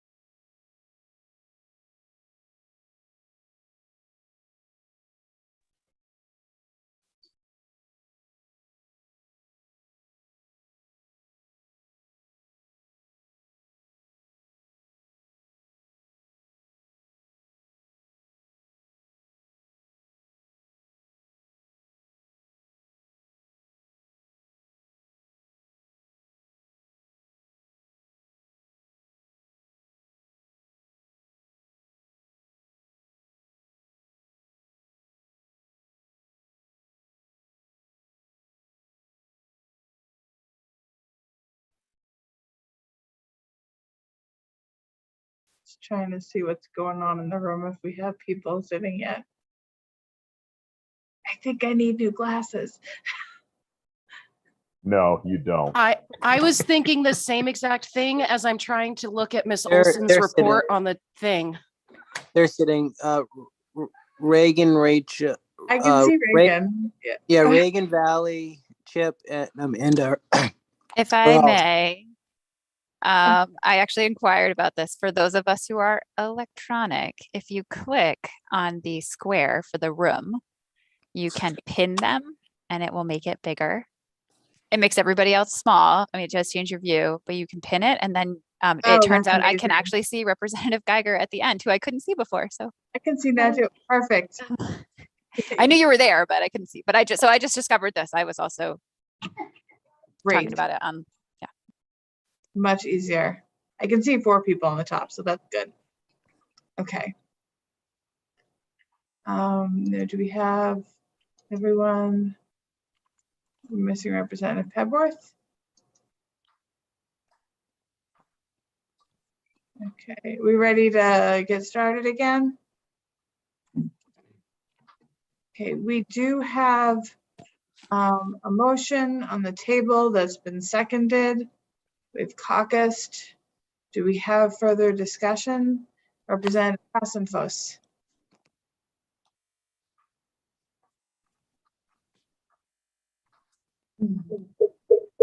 Sorry, I'm trying to unmute there. Yeah, I had a question for Miss Olson, if I may. Olson? Oh, you want to ask the question, Representative? Yes. So I'm wondering, sort of, bill text procedure wise, would it be possible to combine the two? I know a study would not be anything that would be actually put into statute, but I know that we do some language that where it requests certain things that don't become part of a specific section title. And could you just explain that to me, if that's even possible to do? Yep, I think the way that could be done would be to include an unallocated section directing the department to do the work. That was proposed, or to direct the department to do something, which could be the study as previously outlined, or really anything. That study was the Department of Labor, is that right? Yeah, the study is the Department of Labor in consultation with the groups associated with the types of workers the bill was going to address, which I can list, but okay. And also FAME. And so, and if that were the case, then there would be, what we would want to do with FAME, with the loan repayment program, would be one aspect of the bill. And then the study aspect would be something separate. So then if the bill passed, it would then be in two separate places where AFA would decide whether to fund one portion of it, and then Ledge Council would decide whether to fund another portion of it. Is that correct? Ooh, I don't know if that's correct. I could make an initial guess, but I wouldn't be certain. I think that if it's unallocated, it's not necessarily a study per the joint rules, and it might not go on the study table. It might all be money on AFA, but I do not know the answer to that. I could get that answer for you relatively quickly if the committee wanted to take another short break, but I don't know the answer to that off the top of my head. And then just one follow-up there. So if that was money from the AFA could then decide whether to just fund the loan repayment program or pay whatever the note with the department funds would be, right? That they could sort of make that financially whatever that committee decides to make it. Is that accurate? Again, I'm not sure about how AFA chooses its funding priorities, especially in a bill that might have multiple appropriation and allocations sections. I would need to look into that. Representative Austin? Thank you, Madam Chair. Are we sure that the groups that we're addressing to support and give assistance to have not done multiple studies that they have probably would be able to avail us with as an option to carry that over and work? Maybe just seeing I know one of the gentlemen he lives in Gray, and he's been highly engaged and visible within one of the EMS companies up in Lewiston. I can't imagine I'm just thinking of this now. Often they have, I believe, asked for legislation I'm not saying just his group, but I think we've had those pieces of legislation suggested by them to be submitted. I can't believe there isn't some really valid information out there already studied, already gathered and accrued. Just as a point of clarification, Representative Austin, we're in the second regular session, so nothing would be carried over. Okay. Is that, I'm sorry, was that a question for me, Representative Austin? I wasn't sure. I don't want to ignore it if it was, so. Wait a minute. Madam Chair, can you repeat that again? Yes, we are in the second regular session of the 130th, so nothing gets carried over to the 131st. So how were we going to do the study to begin with? It would pass in the 130th, and then they would do the work and then report back in the 131st. So what passes is in the 130th, and that's when it's initiated. Well, I guess what I'm saying is there not such a thing as replacement language to say take into consideration already available studies that could be utilized?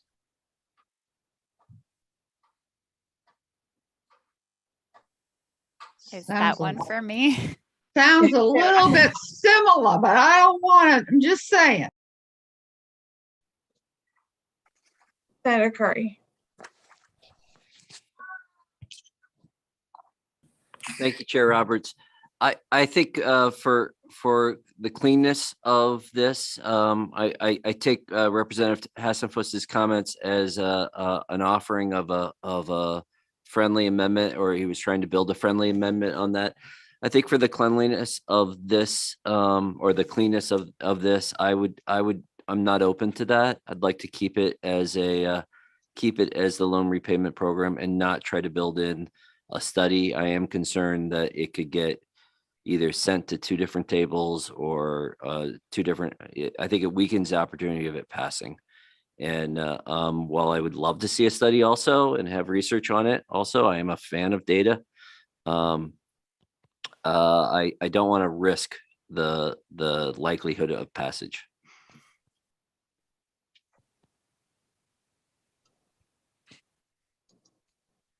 Okay, I don't see any other hands up. Senator Stairway.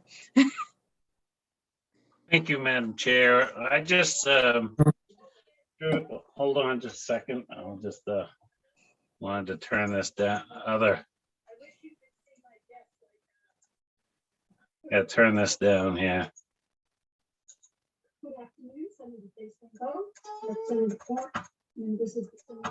There, I got two committees going on. It's kind of complicated. So, anyway, I've thought about this, and I really think we need a study, because right now, with the economy the way it is, we should be looking at how we can help everybody on the fuel cost, the electrical cost, the food cost. We are going to be in a recession, if not a depression, the way it's going. I have people calling me constantly now. So I think, adding another $2 million debt, and I just don't see that this is good practice when we're doing it in a quick move. And I think that, yeah, it all looks good on paper and all of that, but we really got to take care of the public in our communities. And so I think if we looked at a study, really got down to what really the needs are, and then do what we need to do is more practical. And that's, I think I'm going to stick with the study for me anyway. And so I just can't see spending money and not knowing what we're going to do in the future here with the all this cost that's going to go to the public, and they're going to be hurting people here in Maine. This war is serious. So I just wanted to throw that out to you. Point of order. Let's stay on the bill at hand, please. Okay, well, thank you. But that's part of it, I guess, is the financing. Thank you. Representative Hassenfuss. You're on mute. Well, I don't participate in the quarter jar thing, but thank you, Madam Chair. I just wanted to say that, yes, I think in this instance, the divided report is very helpful in that the rest of the legislature can weigh in on what it feels is the best approach to take. I think they're both two very good options. And I think we're ready to call the roll, and unless anybody else has any final parting words. Representative Andrews. Thank you, Madam Chair. I just wanted to say that I agree with Senator Stairway. I think that was well put. I'll be voting against the pending motion, but I think my minority report will be ought to pass with the original study. So just putting that out there in case anybody else wants to join me. Thanks. Seeing no further discussion, we have the motion as ought to pass as amended with Senator Curry's amendment. Everybody's moving around. Okay. Eva, can you call the roll, please?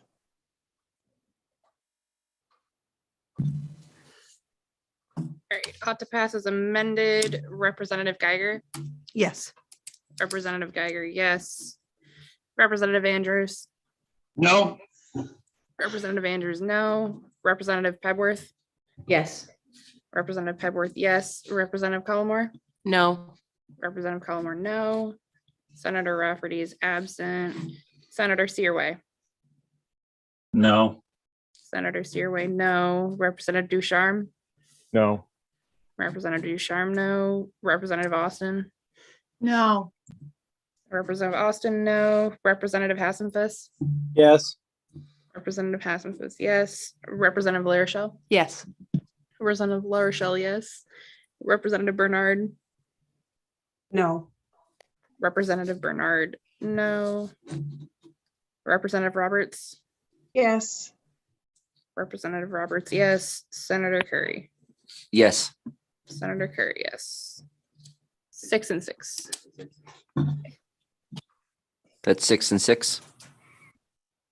So the one report will be, oh, I'm sorry.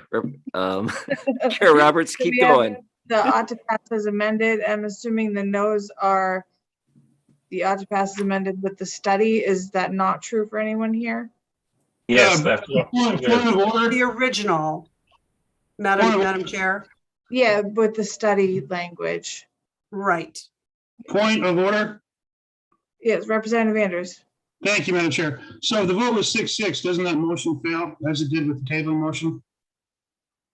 It doesn't fit because there's still votes out. So we take the two reports and then when the final votes come in, we'll see which one's the majority and what's the minority. Both reports are still taken right now. That's a quarter, Chip. Thank you very much. A tabling motion is a procedural vote that members have to be present, whereas this has the after the fact, the people can vote later. So we have two reports. Neither one is a majority. One report will be the ought to pass as amended as I put forward. And I think Representative Roberts was just clarifying to make sure that the other report will be the original study report. Is that correct? Yeah. Okay, if I may, I'm gonna jump in here and go around. So I did share what was the final version of the original committee amendment with the entire committee. So and I'm going to start at the top, which is Representative Andrews. So I think you already said it, but I'd like to clarify for your report, you would like to continue with the version of the amendment that was shared earlier. Is that correct? The amendment that reduces the bill to just a study. Yes, with the $125,000 fiscal note. That's correct. Okay. And Representative Collmore. I would like to join the same report, please. Okay.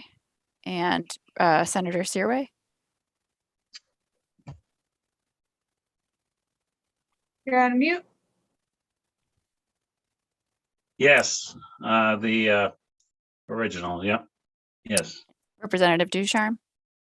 Yes, ma'am. Same report. Representative Austin. I like that study, but I was thinking I might like to go without any charge. I'm just kidding. Sorry, no, I want it free. I want free, gratis. Okay, just kidding. You'll have to, if I don't make those choices, you're gonna have to find someone who can figure that one out for you. Representative Bernard.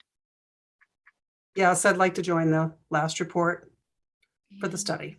Thank you. And did I miss anybody? I don't think so. Okay.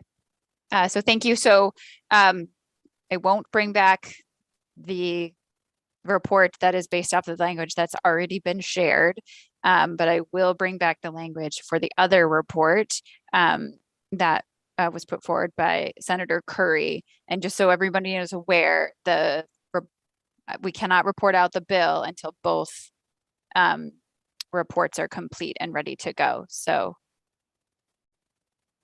just to let you know. Okay. And with that, we are all set with, who's that, 1785. Ms. Olson, you said you don't have anything else for us? That's correct. I do not have anything planned for today. Okay.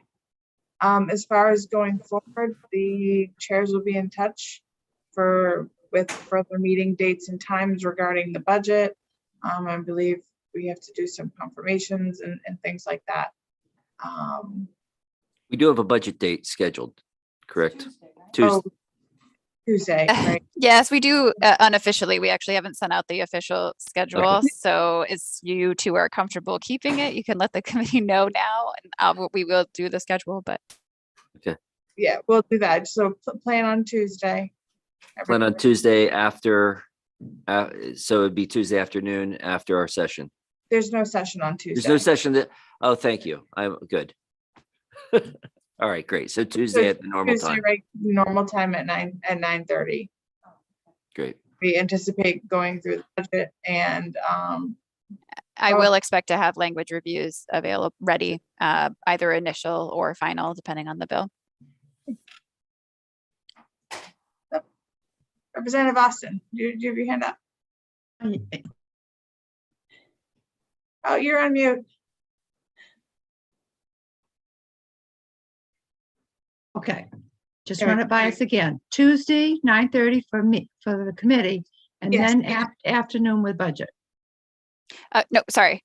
On Tuesday, the committee will meet at 9:30 and the committee will be working the budget that you have already had the joint hearing with AFA on. So we will be going through that information and Okay, the committee will be making its recommendations all right, good. on Tuesday Thanks. at 9:30.